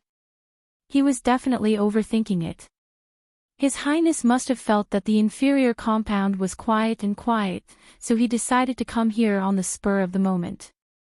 However, those young ladies from prestigious families didn't think so. Jealousy welled up in their hearts, and their faces were already dyed with unhappiness. Especially Helene Jiaoer. She clenched the teacup in her hand, and that pair of beautiful eyes was full of malice. She sat next to the man for so long, yet she didn't hear His Highness say a single word. This slut came and unexpectedly received this kind of treatment. Wasn't it because of the handkerchief that she previously asked for from His Highness? How come she didn't know before that this slut had so many tricks up her sleeve? Before, when she stuck to Murong Chong Fong, it was only when she saw a girl close to Murong Chong Fong. No matter what the occasion was, she would make a fuss. She was vulgar and hedonistic, just like a commoner in the marketplace. And now, she unexpectedly used a handkerchief to make His Highness break his rules again and again. Her scheming was quite deep. Your Highness, what did you have Eunuch's son show that woman? One of the tiger generals asked delicately. Last night, Eunuch's son had come to find her, so in His Highness's heart, she was definitely different. It had to be said that a certain girl was too self-confident. If she hadn't bought a handkerchief that claimed to be used by the royal family from a merchant last night, Eunuch's son wouldn't have gone to find her. Your Highness. That tiger general still wanted to say something.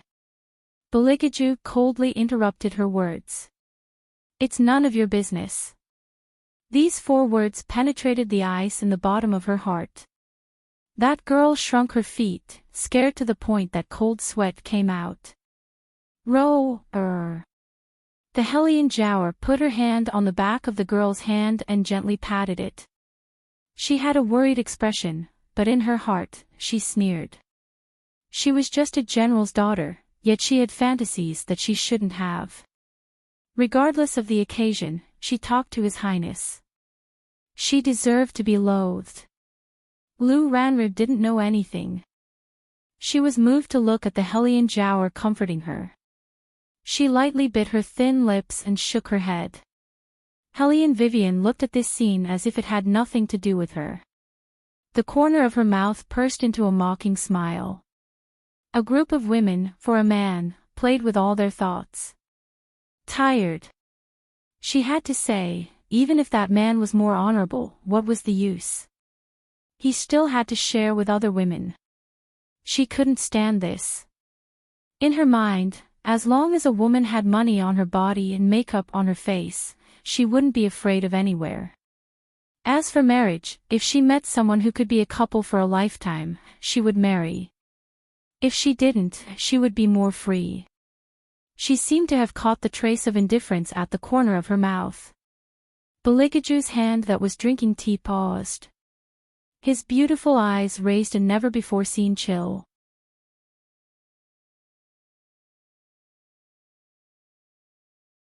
Chapter 83. This woman had been watching the play from beginning to end. She was watching him, Beligaju, as if he was a play. Only such a reckless little thing like this could do that. Your Highness. As soon as Eunuch's son came back, he saw Beligaju's cold expression.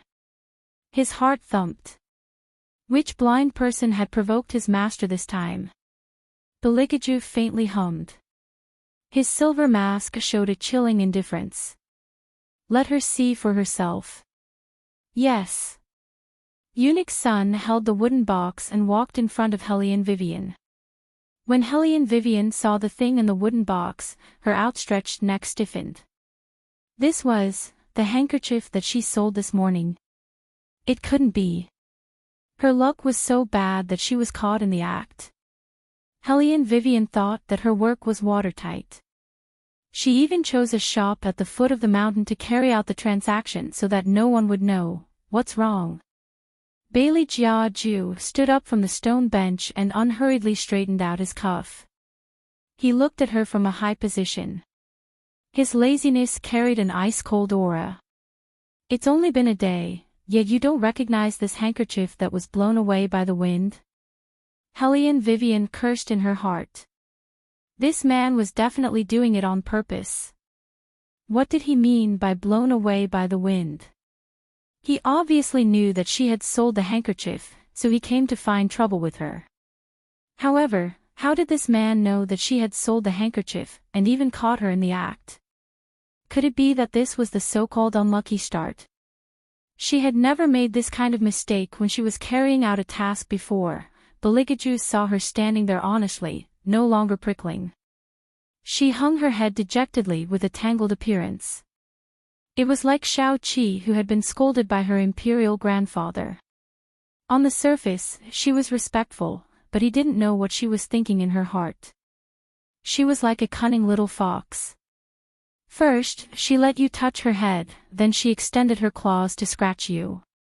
She was really a disobedient pet. If he didn't beat her claws, she wouldn't know her place. However, Beligaju didn't really want to polish his pet's temper. Wouldn't that be meaningless? Next time when you're washing the handkerchief, watch it carefully. Wait until there's no wind to dry it. Beligaju indifferently swept a glance at Hellion Vivian. He spoke as if he was speaking the truth. If it wasn't for Eunuch's son picking up this handkerchief, you wouldn't be able to keep that head of yours. Only she could do such a thing as to resell the item that he had given her to someone else. Eunuch's son was stunned when he heard this. Why was he the one who picked it up? It was obviously the royal family who ordered him to buy the handkerchief. Wei Wei was also puzzled at the sight.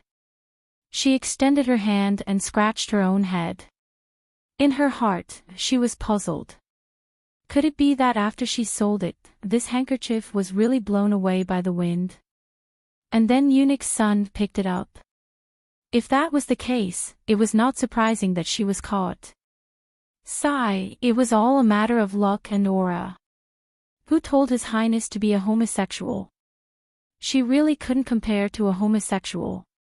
Thinking like this, Hellion Vivian felt much better. She raised her head and smiled. What His Highness said is right.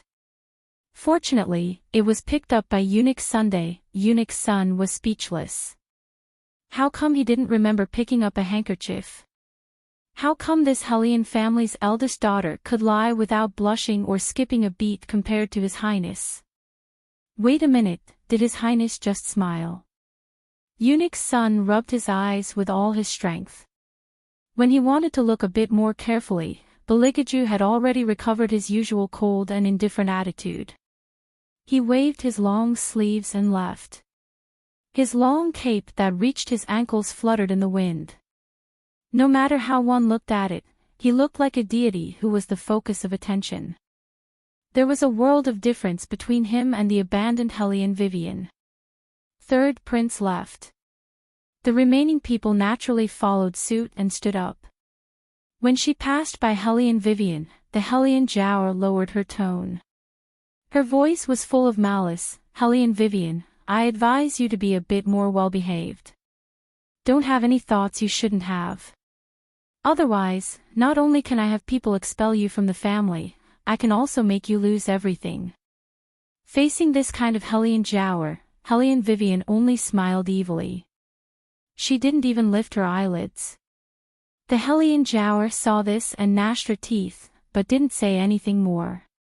Because this was in front of people, she absolutely couldn't reveal any expression that didn't conform to her image. She quickly put on a gentle smile and softly instructed, Eldest sister, although you are no longer a member of the Hellion family, we are still sisters. If you have any difficulties, you can come find me at any time. The Hellion Jower's words were completely meant for Beligaju to hear. Everyone knew that the royal family liked pure and magnanimous women. She said this to at least leave a good impression on His Highness. As expected. After Beligaju heard her words, he slightly raised his eyes and glanced in her direction. The Hellion Jower's smile became increasingly clear. Her beautiful eyes were like water as she looked up to meet his gaze. Beligaju only paused for a few seconds before he indifferently withdrew his gaze. His sleeves fluttered, bringing with them his unique and elegant fragrance. The fragrance on his body was indeed very pleasant to smell. It had the power to bewitch people. Even though she had smelled it many times in Spirit Forest, Hellion Vivian couldn't help but sigh. This was truly a man that could easily move the hearts of young girls. However, these young girls didn't include her. So when the Hellion Jower showed off her self-satisfaction, she didn't take her seriously at all. Zay, who hadn't spoken a single word from beginning to end, walked over with a strong aura. When he brushed past her, the corners of his mouth slightly rose. Hellion Vivian calmly stroked the white cat on her shoulder. She looked as if she didn't recognize the second young master of the Hay family. It's getting more and more interesting. Zay's inexplicable words made the other young masters of the noble families look at him. What's getting more and more interesting? It's nothing. Zay walked forward without taking his eyes off her. The tyrannical smile on his face didn't fade. In front of others, they had to pretend that they didn't know each other. This was their initial agreement. Only, he didn't think that Hellion Vivian would really do it. One had to know that if it was any other girl, they would have already taken the opportunity to climb into his bed. This Hellion Vivian was completely different from the rumors. Perhaps, she was really too infatuated with that heir of the Morong family. His Hay family wasn't inferior to the Morong family, right? Zay slowly narrowed his brown eyes. If it wasn't for her face being so dark that he really couldn't bear to look at it, he might have gone to the Hellion family to send a betrothal gift. Let's wait a bit more. If the old man really wanted a granddaughter-in-law, then he'd just choose her. She wasn't noisy, and she could make money. Holding her in his arms should be just right. Perhaps he could first reveal his thoughts to his old man. And, it's decided. He didn't know what kind of expression the Academy's students and that girl would have after hearing this news. He didn't really care about the former. As for the latter, he was very interested.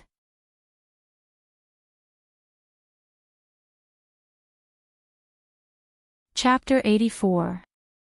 From then on, the news that Hay family's second young master wanted to marry Hellion Vivian spread throughout the entire White Academy in just one day's time.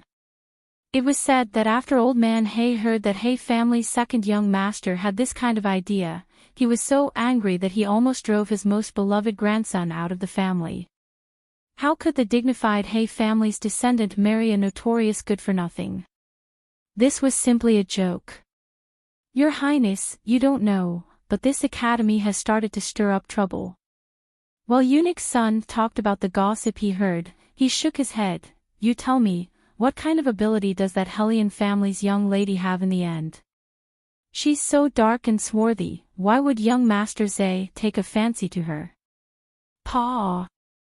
The black chess piece fell on the chessboard with a crisp sound. Beligaju flicked his sleeves and stood up. His tall and straight back was as straight as a pine tree in Song Mountain. His indifference made people feel no warmth at all. Eunuch's son was dumbstruck. His hand that was pouring tea froze in midair. Just now, His Highness was angry. Why? Eunuch's son started to recall what he did wrong again. Could it be that it was because he took the Superior Compound's invitation without permission? That's not right, His Highness clearly also agreed to go. Then what else was there? Eunuch's son racked his brains but still couldn't figure out the problem. Nangong Lai, who was nestled outside the academy, laughed evilly. Someone actually didn't open their eyes and touch the pet he's recently been interested in. I really want to end this quickly and go back to see what he'll do. Senior priest, who are you talking about? The minister looked puzzledly at the genius priest who was in the middle of a divination and slightly raised his eyebrows. Can it be that if we find him, we can solve this drought? Nangong Lai heavily coughed twice. Only now did he remember that he was still in the middle of a divine prophecy. He waved his hand and continued to chant. In the inferior compound's ancestral hall, Hellion Vivian was as usual.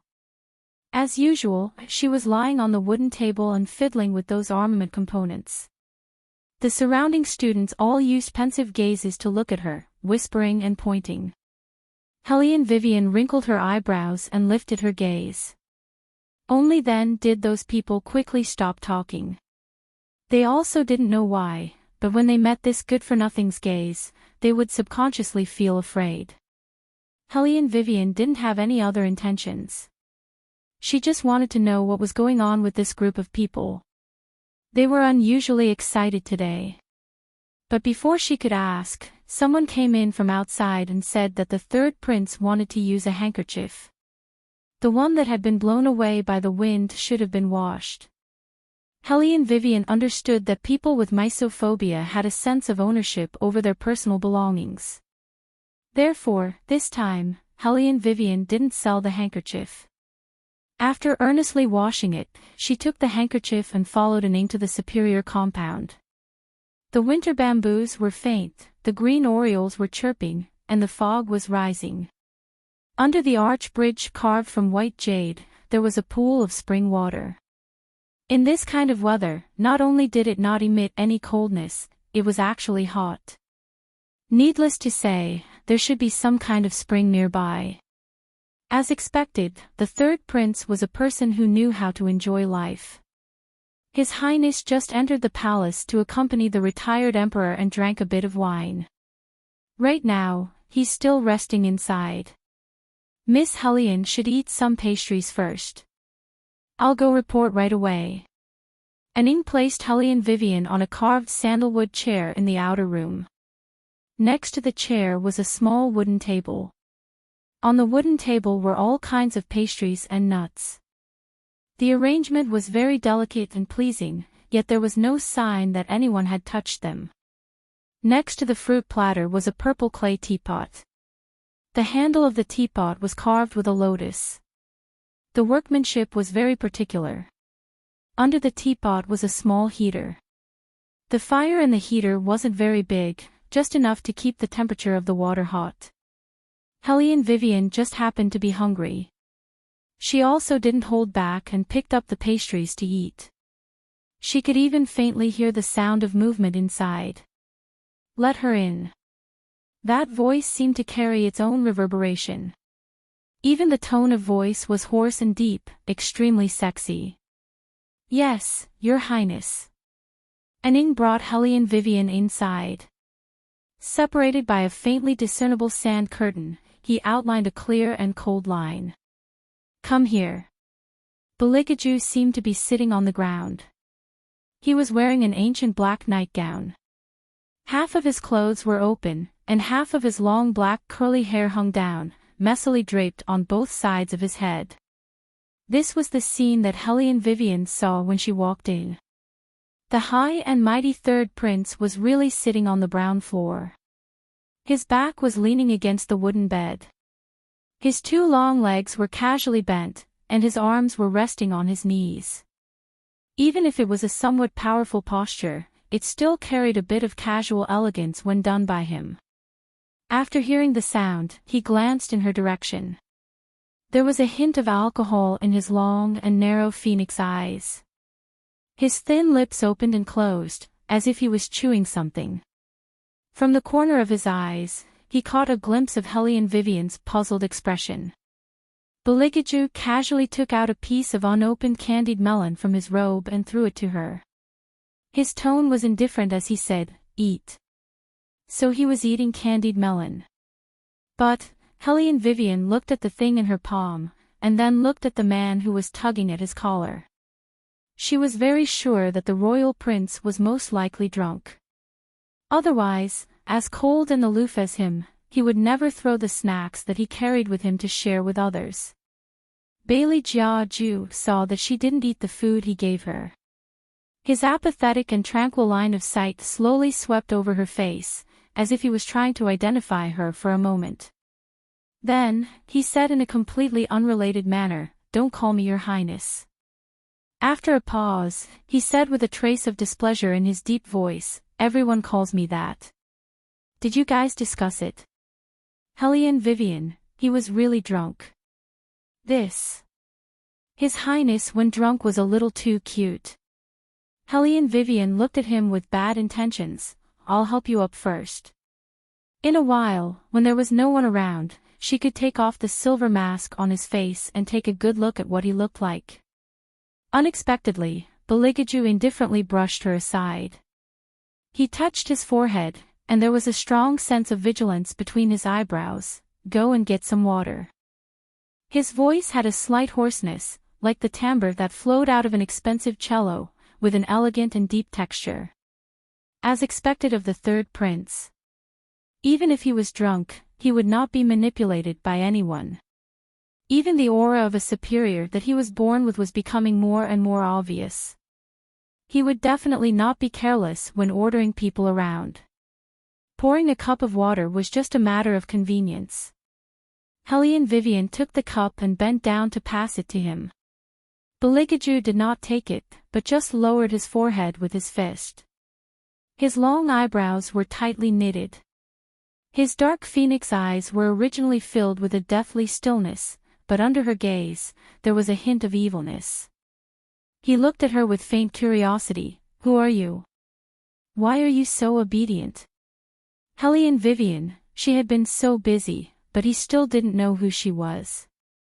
Should she say that the third prince was too noble and forgetful, or should she say that he drank too much and lost consciousness? No matter what, the handkerchief had been given and the water had been poured. It was time for her to leave.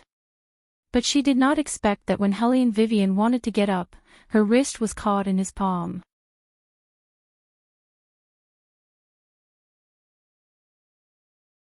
Chapter 85. To the third prince, it wasn't a big deal. It was just a matter of adding an affair. She didn't want to be kicked out of the academy because of this kind of bullshit. Quickly pushing him away, Helene Vivian stood up from the floor and looked at Beligaju with a slightly cold gaze. What? Could it be that this highness said something wrong? Beligaju's voice had a faint smile that couldn't be ignored. Helene Vivian just realized that when he was drunk, he wasn't just a little bit more evil than before. However, after taking advantage of her, he still disdained her for being weak. He really thought that she, Helene Vivian, was a vegetarian. If it wasn't because this body's physical strength was too weak, does your highness think that I wouldn't be able to beat you? Helene Vivian grabbed Beligaju's collar. Her small face was lowered and her voice was fierce. Calling her a hedonist really wasn't excessive at all. Beligaju clearly didn't like the words she used. His long eyebrows faintly wrinkled. This little fox's mouth was really only suitable for kissing. He rubbed his forehead with a headache and said in a cold voice, "Don't worry, I'll take responsibility." What she was discussing with him wasn't the problem of taking responsibility or not, okay. Moreover, even if she really got married, she wouldn't marry someone who turned into a wolf after getting drunk. Who said that you'll take responsibility? Helene Vivian coldly threw away the outer garment that was messed up by him. This way, she would appear more dignified. Just now, the outer garment was messed up by him. Anyone with a discerning eye would know what happened with one look. Beligaju only thought that she was throwing a tantrum. Regardless of whether a woman was smart or not, once they had a temper, they wouldn't be rational enough. They had already kissed.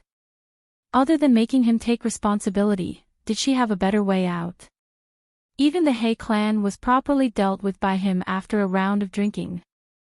Why was this woman still angry at him for something so obvious? Someone as noble as Third Prince simply didn't understand. From Wei Wei's point of view, being kissed by someone didn't necessarily mean that the other party had to take responsibility. Even though in the truest sense, her first kiss had been snatched away. Wei Wei's heart was also angry, but she wasn't a girl from ancient times. Reputation, compared to her, simply didn't count for anything.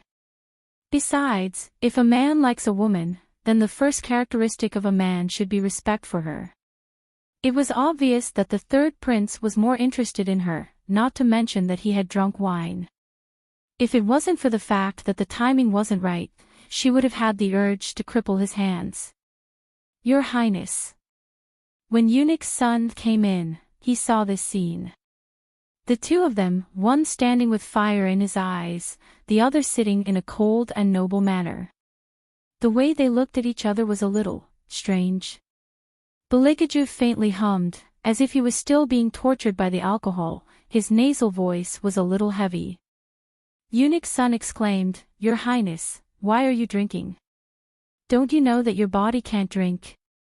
Did you do something to provoke the retired emperor again?" Eunuch's son's guess was correct. Bailey Jia Ju had indeed provoked retired emperor. It was only because Bailey Jia Ju had raised a request that made retired emperor very angry, that retired emperor, in a fit of anger, made retired emperor's imperial grandson, who he clearly knew couldn't drink, drunk, until he collapsed. "Miss Wei Wei." Eunuch's son carefully looked at Hellion Vivian's expression. He leaned over and whispered, "His Highness didn't do anything to you. After he drinks, he'll always be very strange. For example, he would wickedly ask people to get out and then get in again. In short, he wasn't like his usual master at all." Hellion Vivian chuckled twice in her heart. Sure enough, it was because he was drunk. "Eunuch's son, if the royal family gets drunk again, you can finally find a man. Maybe he'll be happy and reward you with some gold, silver and jewels." Eunuch's son didn't understand this time. Find a man for what? His Highness only liked to make people roll around. This had never been differentiated between men and women. Because the third prince, he. Hellion Vivian raised her thin lips, each word was like a ruffian, needs to be suppressed. After throwing down these two words, Hellion Vivian left.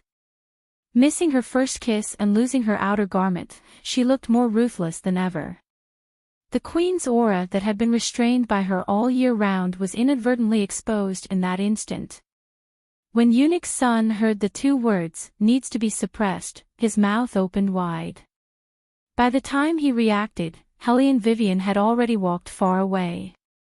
He turned his head to look at his master. That person acted as if nothing had happened. He stood up from the floor, absent-mindedly arranged his collar, and stood by the window. He was aloof and indolent. His thin lips seemed to be broken, but it didn't diminish his elegance at all. On the contrary, it added a touch of seductive evil charm. Eunuch's son couldn't help but wonder what his master did in the end to make that Hellion family's eldest daughter give him the two words, "needs to be suppressed." What was even stranger was that His Highness actually didn't get angry.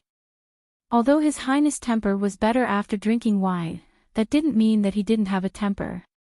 What was going on today? Eunuch's son blinked his eyes.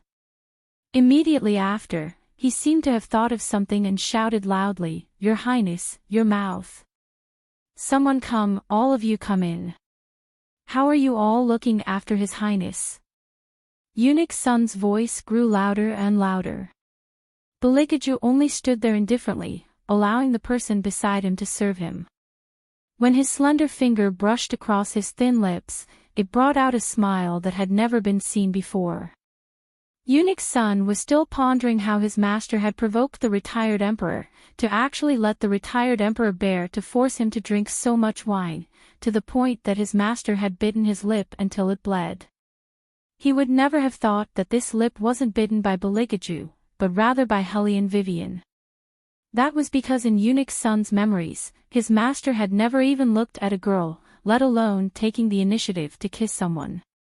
Even if it was really his master who kissed someone, that girl would also be wild with joy and absolutely wouldn't come up and bite His Highness. Therefore, Eunuch's son had already guessed that the wound on Beligaju's lip was bitten by himself.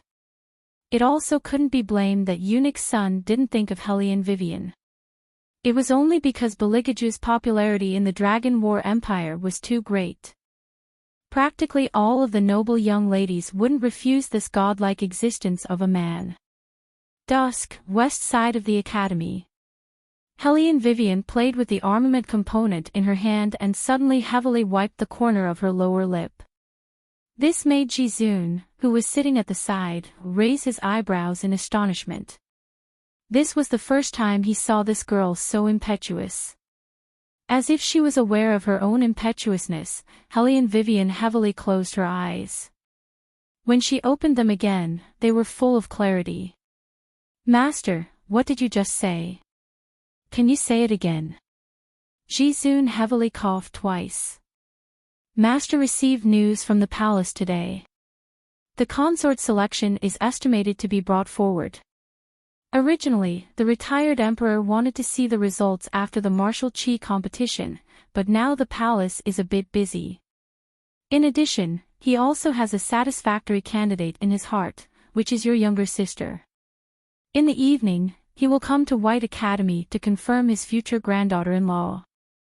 You are also a selected beauty, so you still have to go eat a banquet."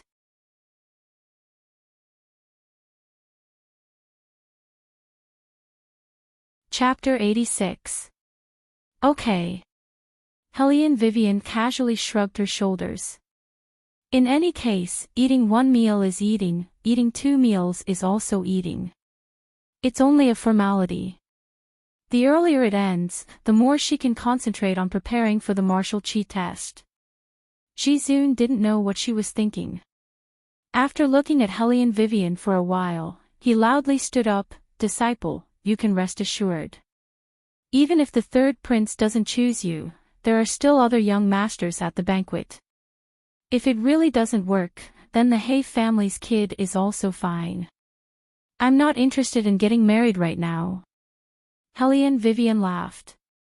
Pushing the parts in her hands, a first-rate armament was made. This armament was clearly different from other armaments.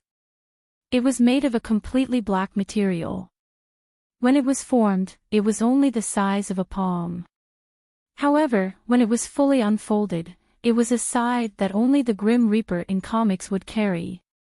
It was extremely cool and handsome. The blade also revealed a cold elegance, as if it was looking down on all living things.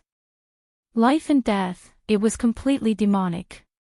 Seeing that armament, Jizun's eyes lit up. Wings of the Night God. "Disciple, how much do you intend to sell this armament for?" "Master will give you a higher price, how about you sell it to Master?" Helene Vivian was also very satisfied with what she made.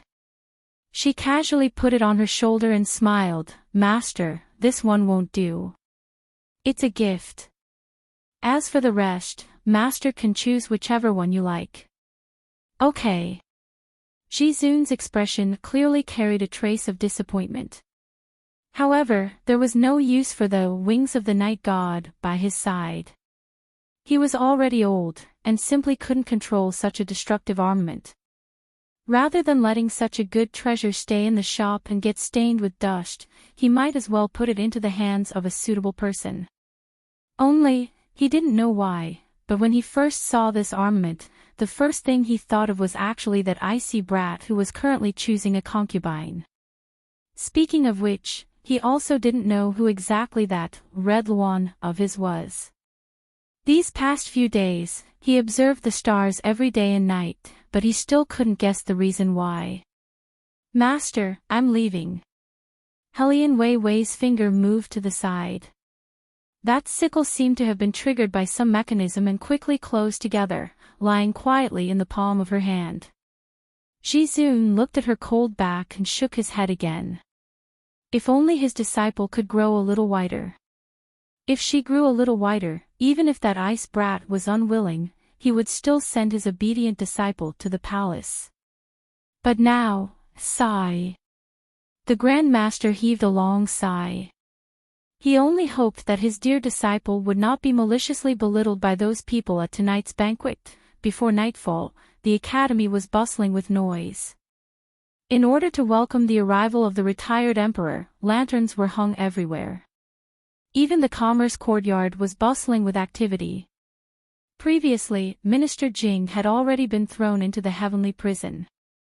With the return of Headmaster Tu Su Feng, the entire banquet was filled with a strong academic atmosphere. It was obvious that the latter was much more elegant than the former. Helene Vivian wasn't in a hurry to go to the banquet. As usual, she didn't dress up and asked her little brother to come out. With a lazy expression, she stood under a locust tree and yawned. When Beligaju, who had returned to his student attire, appeared, he saw this scene. After confirming that there was no smell of alcohol on his body, he walked over and said in an indifferent tone, "What's the matter that's so urgent? You've come." For a moment, Helene Vivian felt that this man's voice was too familiar. It was so familiar that she couldn't remember where she had heard it before. Bailey Jia Ju hummed in agreement. The demonically cold light in his eyes fell on her thin lips. This made Helene Vivian recall the kiss that happened this evening at the third prince's place. She clearly knew that this matter wouldn't be known by anyone, but Helene Vivian inexplicably felt somewhat guilty. She avoided his gaze, took out a black bracelet from her bag, and threw it to him. "Try it. It's the armament I promised to make for you." When Beligaju saw that armament, his eyes faintly flashed with a ray of light. Only, that ray of light was hidden too deep, so deep that only he knew. "Such a small thing, do I have to buckle it on my wrist?" The man pretended to be puzzled as he asked. Helene Vivian smiled, pressed the small button on its left side. Beligaju cooperated and did as he was told. A black sickle as tall as a person appeared in the boundless moonlight. "This is..." Beligaju raised his eyebrows. Helene Vivian curved her thin lips, "Wings of the night god. The first time I saw you, I wanted to make this kind of sickle. Don't look at how this armament isn't made of silver. Its material isn't bad at all. Xiao Bai dug up some tungsten iron from the spirit forest for me. I heard that it has more soul-sucking power than silver. You really want to give it to me?" Beligaju's voice faintly interrupted her words. Helene Vivian raised her beautiful phoenix eyes. "What? You don't like it?" "No, I like it very much." The man's deep eyes motionlessly looked at her. Suddenly, he raised his arm and lifted her bangs. Then, he leaned over and pressed his thin lips on her forehead. The corners of his mouth carried an evil aura. "Thank you for the gift." Helene Vivian touched her forehead and pushed him away. "What are you doing? Don't you know the Academy's rules?" Last time, he was in the limelight in the ancestral hall, but he didn't do anything substantial. This time, he played a bit too big. Bailey Jia Ju lazily curved his lips. He put away the scythe and looped it around his wrist. "I've already said that I'm thanking you for your reward. Or is it that Sir Patron prefers a deeper feeling? For example, beating you up?" Helene Vivian also laughed. Her left hand rotated her wrist, looking like a demon. Beligaju reached out and rapped her fist. He opened his thin lips as if he wanted to say something. At this time, a burst of laughter suddenly came from the distance. "What did I say? Some people are used to being debauched and can't live without a man." It was Helene May. Following behind her were young ladies from prestigious families who were about to attend the banquet. All of them had dressed up meticulously, especially Helene Jiao Air. She wore a pure white long skirt embroidered with gold and silver velvet flowers. On the outside, she wore a light pink outer garment. In between her eyebrows, there was an exquisite hibiscus flower, adding a trace of a girl's delicate and shy beauty. "Don't worry about her. She's only worthy of finding someone from the inferior compound. Little sister Nya is right. Let's not worry about her. Let's talk about something happy. Did you hear? There's news from the palace. It's said that this time, the retired emperor is not only coming to pick a consort for the royal family, but also to hold a flower appreciation festival. Every family's young master will participate. Whoever they like will be given the white cherry blossoms in their hands. A certain person will be miserable. When the time comes, they won't be able to receive a single one. That's not enough to lose face." The ridicule grew more and more. There were even people who didn't hide their laughter and said, "Then wouldn't there be a good play to watch tonight?" I still remember last year's Flower Appreciation Festival. A certain person gave us a unique joke, he.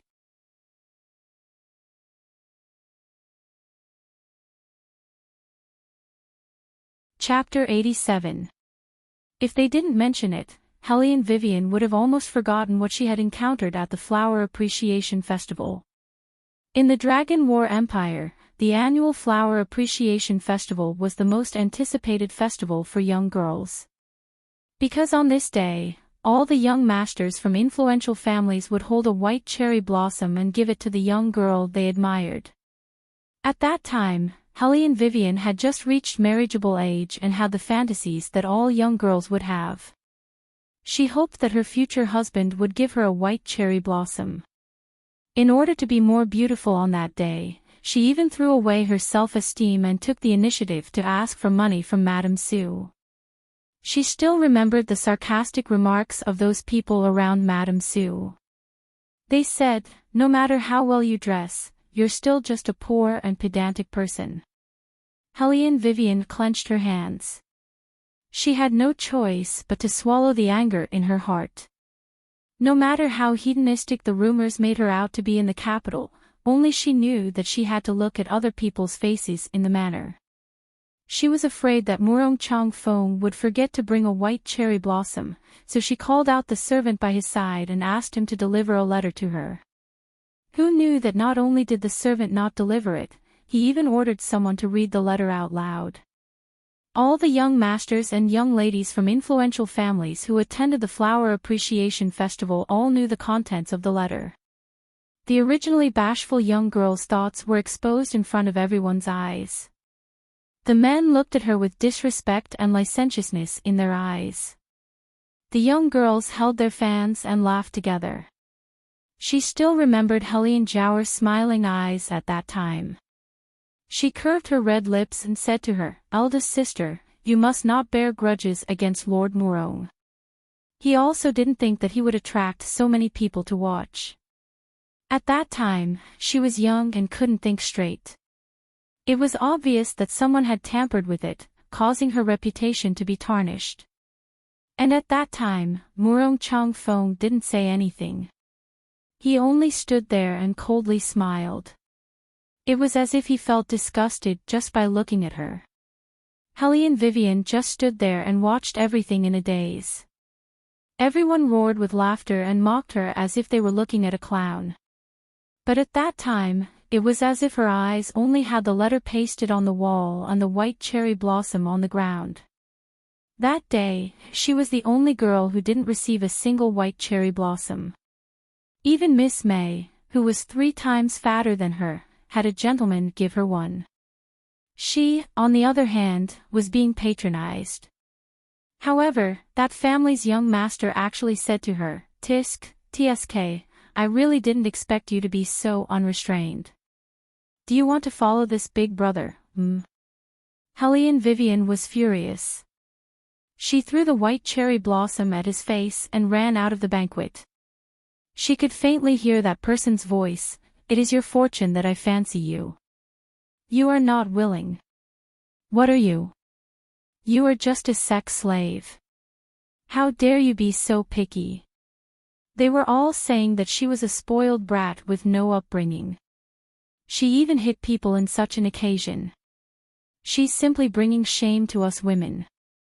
But he didn't ask her why she hit him. Even Murong Changfeng, upon seeing the tear stains on her face, turned his eyes away as if it had nothing to do with him, as if she had nothing to do with him. It turned out that this group of people also did this kind of thing to her. Helene Wei withdrew from her memories and set her sight on Helene Zhouer's body, the light in her eyes chilled. She didn't know why, but the current Helene Zhouer was actually a little afraid of this good-for-nothing smile from time to time. She evaded her gaze and her soft shoulders shrunk back, as if she was attacked and wanted to seek help. Miss Nya, who was standing by her side, naturally put her arm around her shoulder. "Sister Zhouer, don't be afraid. With us here, this person can't harm you." "That's right." Everyone echoed one after another. "Sister Zhouer, in a moment, the retired emperor will arrive. You should concentrate on the banquet. The imperial family will certainly give you a white cherry blossom. As for the others, it's better if we don't see them and don't worry about them." Hellion Jower made a small sound of agreement and smiled gently. Her long skirt swayed as she arrogantly glanced at Hellion Vivian. Like the moon surrounded by stars, she walked towards the superior compound. Hellion Vivian curved her thin lips, tainted with a faint evil aura. She turned her head towards Beligaju and said, "Take the things properly. If you don't like them, come find me at any time to make adjustments. I should also go freeload on food and drink. Bye." The dusk grew thicker and a cool breeze brushed past. Beligaju looked at that slender and free figure, his eyes slightly sunk. Freeload on food and drink. At his consort selection banquet, the only thing she thought of was to freeload on food and drink. "Master, just now, that woman gave you an armament." As early as when Hellion Vivian gave the item to Beligaju, the Fire Chelan seemed to have felt something and immediately used the conveyor belt to transport himself over from Spirit Forest. However, he was hidden in the darkness and didn't say anything. Beligaju knew what he wanted to say. His tone was indifferent: attack power level 10 or above, soul-absorbing power as high as 100%. "I'm afraid it would be difficult to find a second one in this world." The Fire Chelan's mouth twitched twice. "Since you already know, why were you still pretending?" What thanking his patron for his reward? His entire beast body was charred on the outside and tender on the inside. "In a moment, I'm going to choose a consort. You don't need to follow. It'll be troublesome if someone sees you." Bailey Jiaju unhurriedly issued the order. He took 2 steps forward and said in a low voice, "Shadow. This subordinate is here." Shadow flashed and respectfully knelt on the ground. Beligaju's voice was indifferent. "What happened at last year's flower appreciation banquet?" Shadow was stunned. Didn't His Highness never care about this kind of thing? Every year at the flower appreciation banquet, he would sleep through it. Don't even talk about giving people white cherry blossoms. When he arrived at the banquet, he would sit high and mighty on the chaise lounge, not even bothering to open his eyes. He wasn't like the high priest who liked to run into the crowd to join in on the fun. However, since Beligaju asked, he still dutifully told him what he had seen and heard. It was inevitable that he would mention Hellion Vivian. The more Beligaju listened, the colder his eyes became. Unfortunately, the Fire Chelan still recklessly sighed from the side. No wonder that woman would reject Master in the Spirit Forest. It turns out that she already had someone in her heart. It sounds like she's really infatuated. Beligaju's footsteps paused. He looked back at the Fire Chelan deeply. The smile at the corner of his mouth was extremely cold. The Fire Chelan felt the top of its head go numb. It dejectedly dodged and immediately threw out the teleportation belt, disappearing into the thick fog. It had a kind of misconception that if it stayed any longer, its master would not be able to hold back and personally roast it, eating it like a roasted Chelan. It was night, and the willows were caressing their faces. On the 5th day of the 4th lunar month, the Grand White Lake could be said to be filled with fragrance. The noble ladies of each family were dressed even more exquisitely than in previous years. The ladies sat on the ground, sipping tea and admiring the flowers. Where was the vigor they had when they were mocking Hellion Vivian? All of them were much more demure and gentle. They held round fans in their hands. From time to time, they would glance at the group of noble young masters in the pavilion. Their faces were flushed red.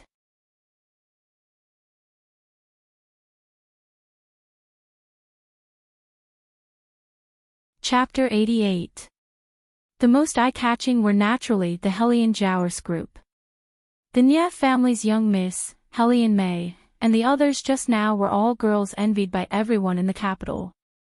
Not only were their martial chi more powerful than others, even their appearances were top-notch. Each of them had more or less white cherry blossoms behind them. The white cherry blossoms behind the Hellion Jower were pushed into a pile. Carefully counting, there were more than a dozen blossoms. She didn't look at them the entire time. Instead, she fanned herself with a gentle smile, without the slightest intention of picking them up. Everyone was waiting for the white cherry blossoms in the hands of those noble young masters to go, especially the one in Beligaju's hands. Although the royal family would attend the Flower Appreciation Festival every year, he had never shown his face, let alone give the white cherry blossoms to anyone. This time was different. Since he came, it meant that there was already a girl to give the white cherry blossoms to. But everyone carefully thought about it again. Even if the royal family were to give it, it would be to the Hellion Giaour. They didn't have any hope, so they used words to make the Hellion Giaour laugh. The Hellion Giaour once again raised her head and glanced at that handsome and noble man. Her eyelashes slightly drooped, and she tenderly said, so loud, "Be careful that no one comes." Oh! So Sister Giaour was afraid that no one would come. The Nya family's young miss ambiguously touched her, using the fan to cover the corner of her mouth. Did you hear that? Sister Giaour told you to be a bit quieter. What will you do if the royal family doesn't come?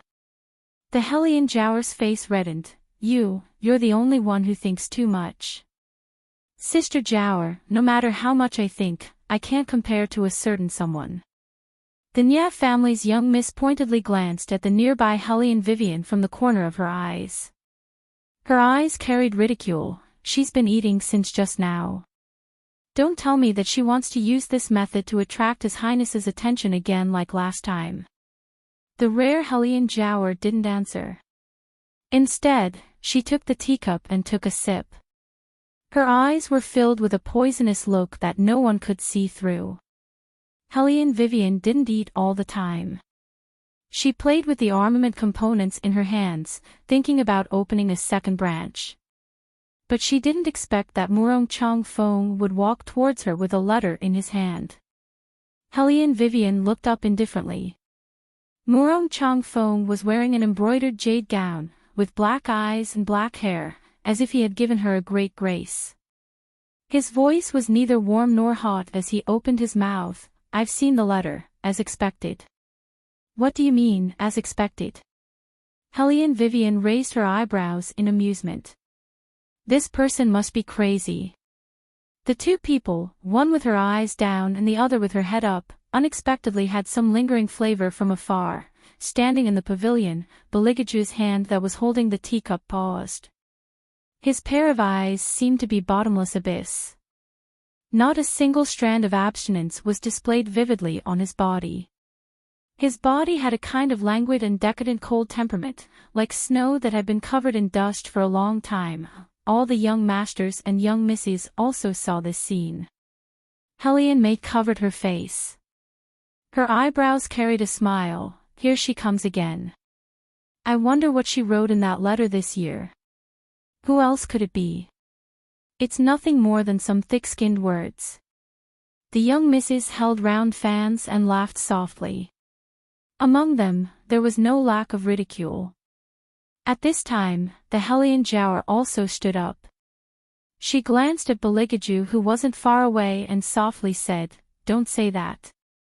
Big sister also sincerely likes Lord Murong. It's just that the method is a bit too bold. Beligaju was still sitting in the same place. The cold wind hit his body and his fingers were a bit cold. Eunuch's son, who had been waiting by his side, also began to nag. Originally, I thought that the matter of the letter being given at the Flower Appreciation Banquet was a false rumor. I didn't expect it to be true. This Hellion Vivian is really willing to do anything for Lord Murong. Perhaps Lord Murong will be moved and will really take back the letter of divorce. Beligaju didn't speak. He seemed to be indifferent. One of his hands loosened his collar and the other hand lazily hung by his side. His eyes overflowed with a trace of coldness like splashed ink. It looked like he was smiling. But those who were familiar with him knew that he wasn't smiling. Instead, third brother. Little bald-head seventh prince, who understood him, cutely raised his head from the pile of meat buns. What happened to third brother? Why was he suddenly so angry? He had only obediently eaten a meat bun because third brother said that if he continued to eat, he wouldn't be able to become a handsome man. He would only become a big fatty. Hellion Jower also observed Beligaju's expression. Her eyes were half closed and a trace of deep satisfaction flashed through her eyes. After this incident, that slut's image in the eyes of the royal family definitely wouldn't have any. She knew better than anyone how much this man loathed women who didn't know how to behave, let alone take the initiative to send a letter at the flower appreciation banquet. Didn't that little slut always want to attract the attention of the royal family? Then she would let her get what she wanted. She wanted to see how that little slut would clean up this mess. Lord Murong, are you really going to forgive this woman? At this time, a rascally-looking young master walked over and looked ambiguously at Hellion Vivian. She's even more licentious than you think. You don't know what happened last year. When she saw that you didn't give her any cherry blossoms, she directly stuck to this young master. This young master thought that she was ugly and said a few words to her. But she was good and threw a punch at me. She's so thick-skinned that she can be. Bang! Before that person could finish speaking, Hellion Vivian had already made her move. She just stood there with a smile on her face and asked like a demon, "Does it hurt a lot?" You. That person didn't expect her to be so bold. He covered his face and tried to stand up. Bang! Another fierce punch. Hellion Vivian's fingers grabbed his collar and her red phoenix eyes slightly raised. Come, repeat what you just said. If you say anything wrong, my fist won't be happy. As if he was frightened by Hellion Vivian's aura, that person kept retreating, trying to escape her control. But his legs seemed to be filled with lead. He couldn't move no matter how hard he tried. What was going on? He couldn't use his own martial chi.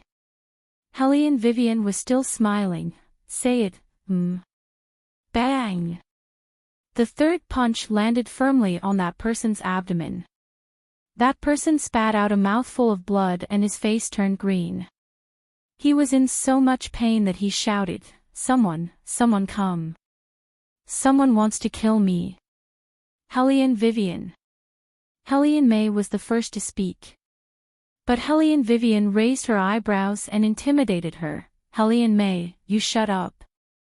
I'm telling you, whoever stops me from beating this bastard, I'll drink their blood and take their life. Hellion May's limbs suddenly stiffened. Here it comes again. She seemed to see the silver hair hanging behind that slut again. What was that? Was it a ghost? Say it.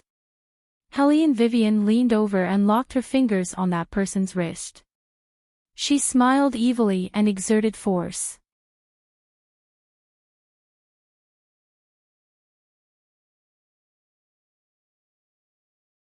Chapter 89.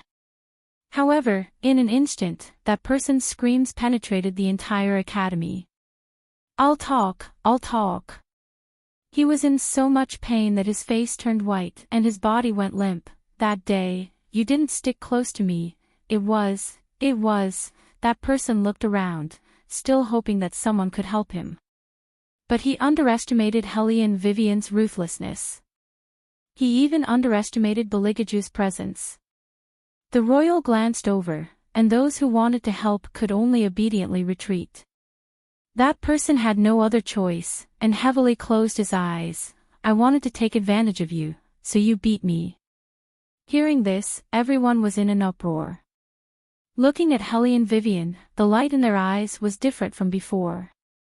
Even Murong Changfang's eyes flashed with a trace of astonishment. He actually didn't know that the situation that day would be like this. Inexplicably, his heart softened. She had suffered so much because of him. Should he follow her wishes and give her a white cherry blossom? Murong Changfeng thought of this, and just as he opened his mouth to call, Vivian. Hellion Vivian suddenly smiled, and coldly interrupted him. "Lord, the letter in your hand wasn't written by me. In the future, before you talk to people, you should first make sure who you're looking for. If there's nothing else, please move aside. You're really affecting my appetite by standing here." Every time she saw this scum's face, she felt disgusted. As Hellion Vivian spoke, she pushed that person to the side, not even looking at Murong Chang Feng's handsome face that instantly turned ashen. "Hellion Vivian, you wait for this young master." That person was battered and exhausted, spitting out ruthless words, step by step retreated. No matter how you looked at it, it was comical. Hellion Jiaoer didn't think that her carefully arranged scheme would have such a result. She even specially had someone copy Hellion Vivian's handwriting, but after being beaten by her, it didn't come in handy at all. Instead, that little bitch even clarified what happened last year. Hellion Jiaoer clenched her teeth so hard that it hurt. She thought that no matter how Hellion Vivian changed, her feelings for Murong Chang Feng would never change.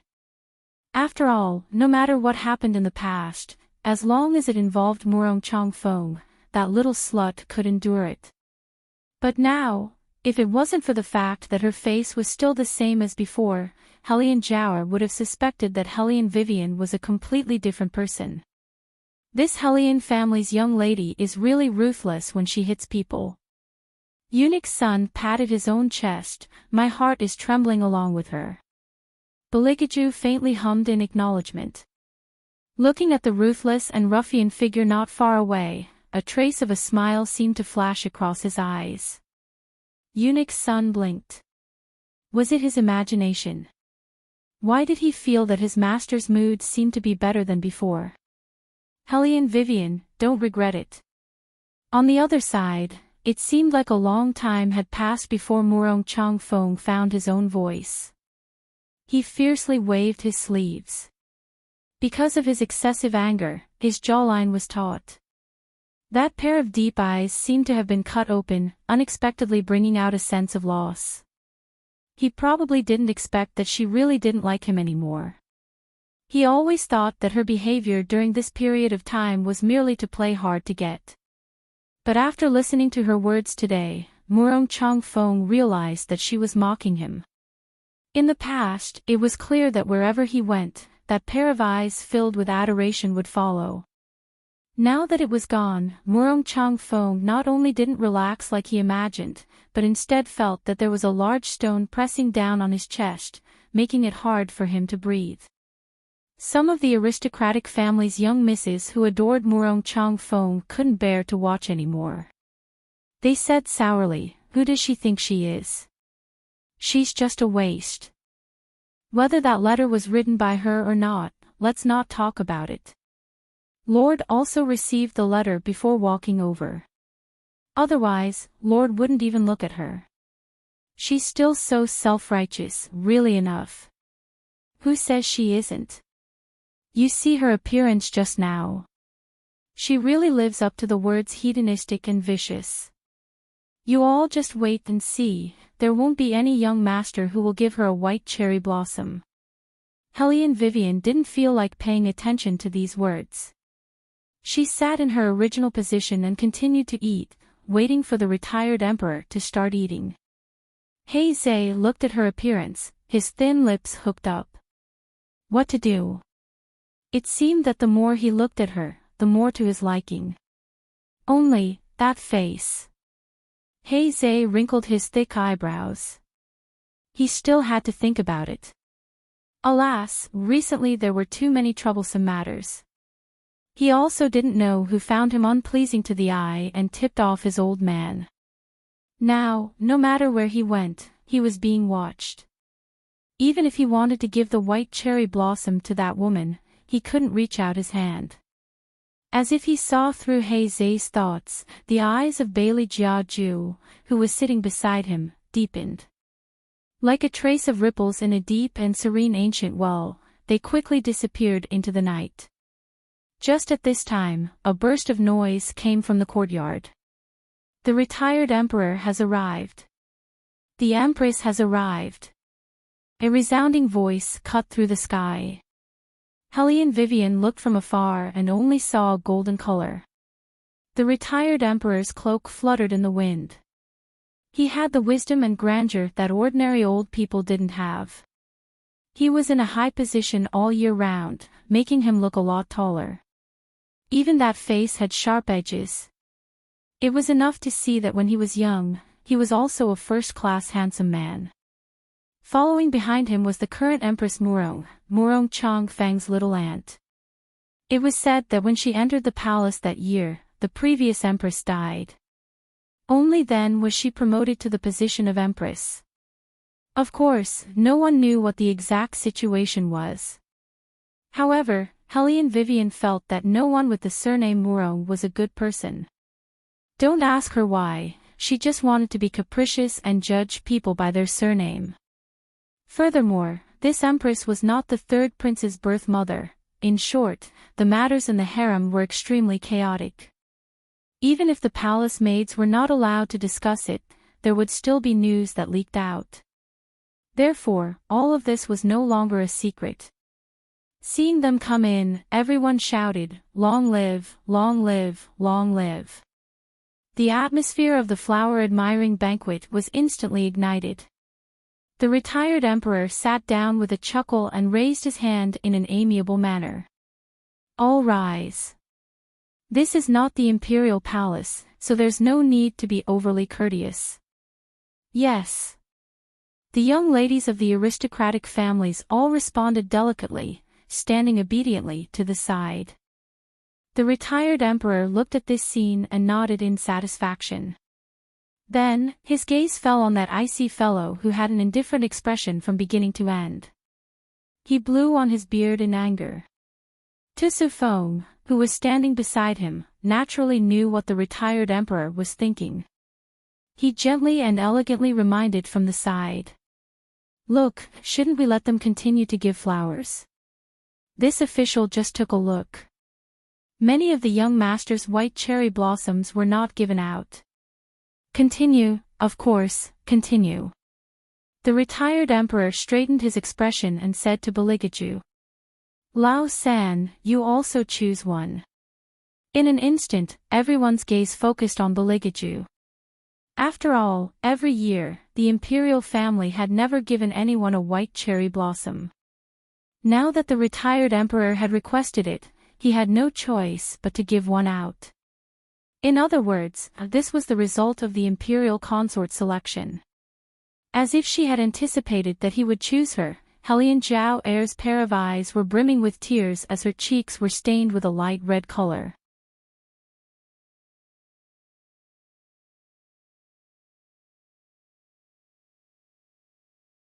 Chapter 90.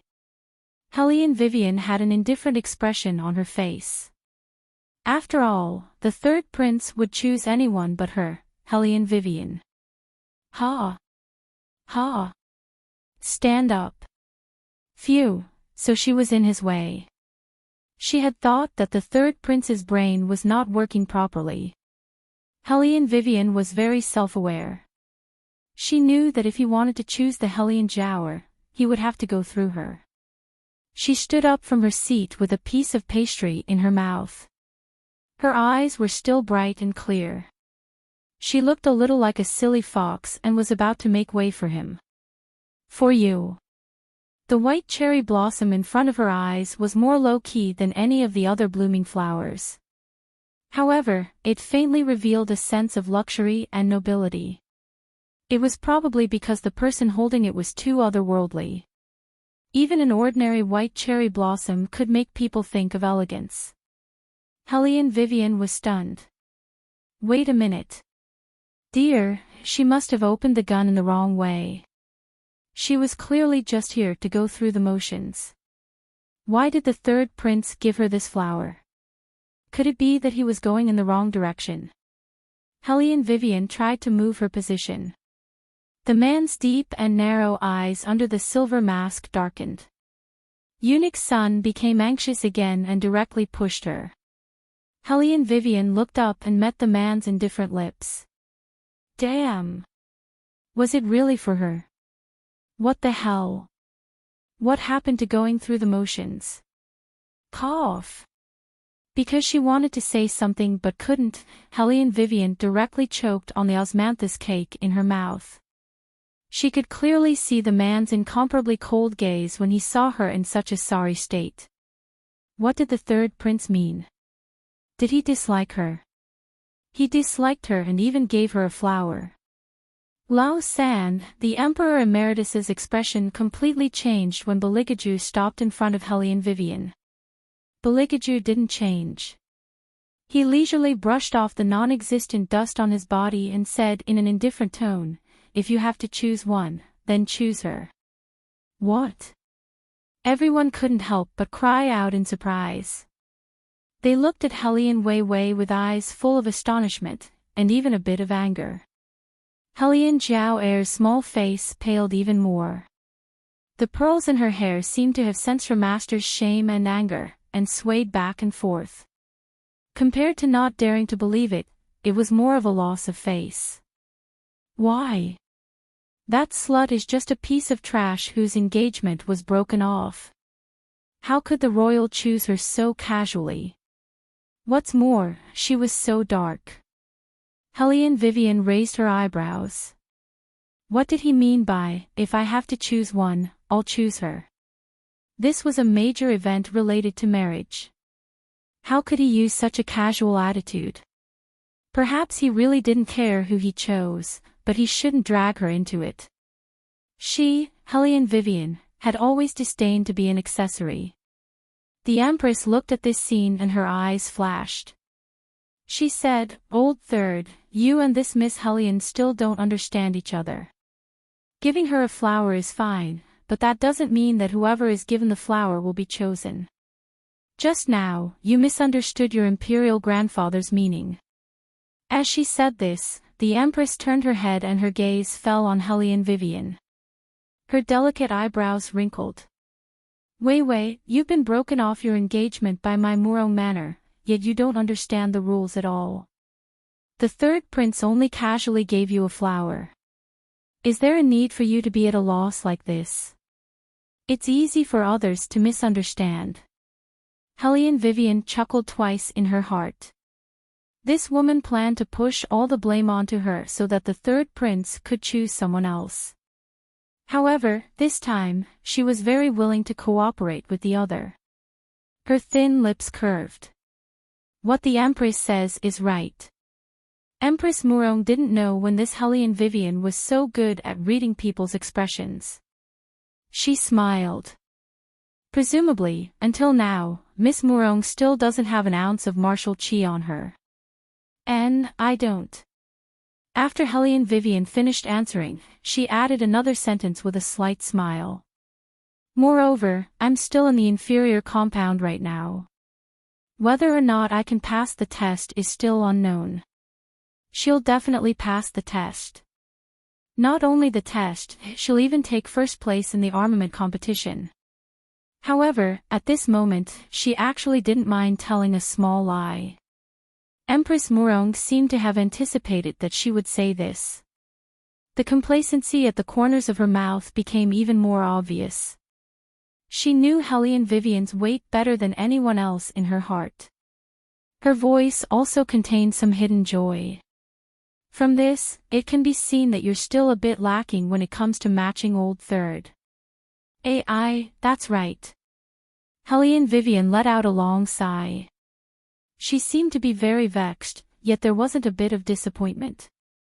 Instead, the smile in her eyes became even more profound. Where was the disappointment of being belittled on her face? What was there was only faint ridicule. Beligaju lifted his eyes. When he caught a glimpse of her light smile, his long and narrow peach blossom eyes seemed to quickly conceal a trace of anger. Then shouldn't you return the flower in your hand to the imperial family?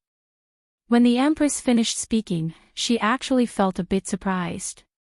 This girl was actually so cooperative with her. This time, Helene Vivian's answer was even faster. Her voice spread throughout the entire courtyard. Of course. These two words were crystal clear. After she finished speaking, she delivered the white cherry blossom to Beligaju's hand. She looked at the Empress with even more ridicule in her eyes. It was obvious that they looked down on her. It was also obvious that they felt that she wasn't a good match for their precious son. What they wanted had never been a woman. Rather, they wanted the military power that this woman represented. The person who held the military power was the daughter-in-law they wanted. As for her, to them, she was nothing more than a good-for-nothing who had her engagement broken off. The reason why she was so cooperative with the Empress was because she didn't want to marry. She had never thought about marrying anyone. Even if she wanted to marry, she would definitely not marry someone like Beligaju. It wasn't that he wasn't good. On the contrary, he was handsome, calm, and could distinguish right from wrong. He was indeed a good man. But because he was too outstanding, he was very likely to inherit the throne in the future. At that time, the harem would be filled with 3,000 people scheming against each other. She didn't want to share a man with other women. She even wanted to break her head and bleed for this man. She wasn't willing to do that kind of thing. Moreover, what she wanted was absolute loyalty. Getting someone who loved her, and cherished her was more important than any glory, splendor, and wealth. In this life, she didn't ask for much. She only asked for one person, to never leave each other's side. It was obvious that Beligaju wasn't suitable for her. A person who didn't have her in his heart, no matter how perfect he was, she didn't care. The retired emperor, who was sitting on the seat of honor, didn't speak. No one knew what he was thinking. Hellion Jiao Air actually breathed a sigh of relief. At the same time that she loathed Wei Wei, she was secretly delighted in her heart. At least this good-for-nothing was tactful. Bailey Jiaju, as the other person at that time, did not say a word. The silver mask perfectly drowned all his emotions in that pair of deep and slightly restrained phoenix eyes. He looked at the white cherry blossoms that were approaching him. Under his long sleeves, his fingers were slightly stiff, as if he was silently enduring something. You're tuning in to the LoveLore Library YouTube channel. We're so grateful for your support, and don't forget to subscribe to join us on this incredible journey through captivating stories. Your generosity through donations truly makes a world of difference, as it's the primary source of revenue that allows me to expand and enhance this channel for you. Thank you from the bottom of my heart for being a part of this adventure.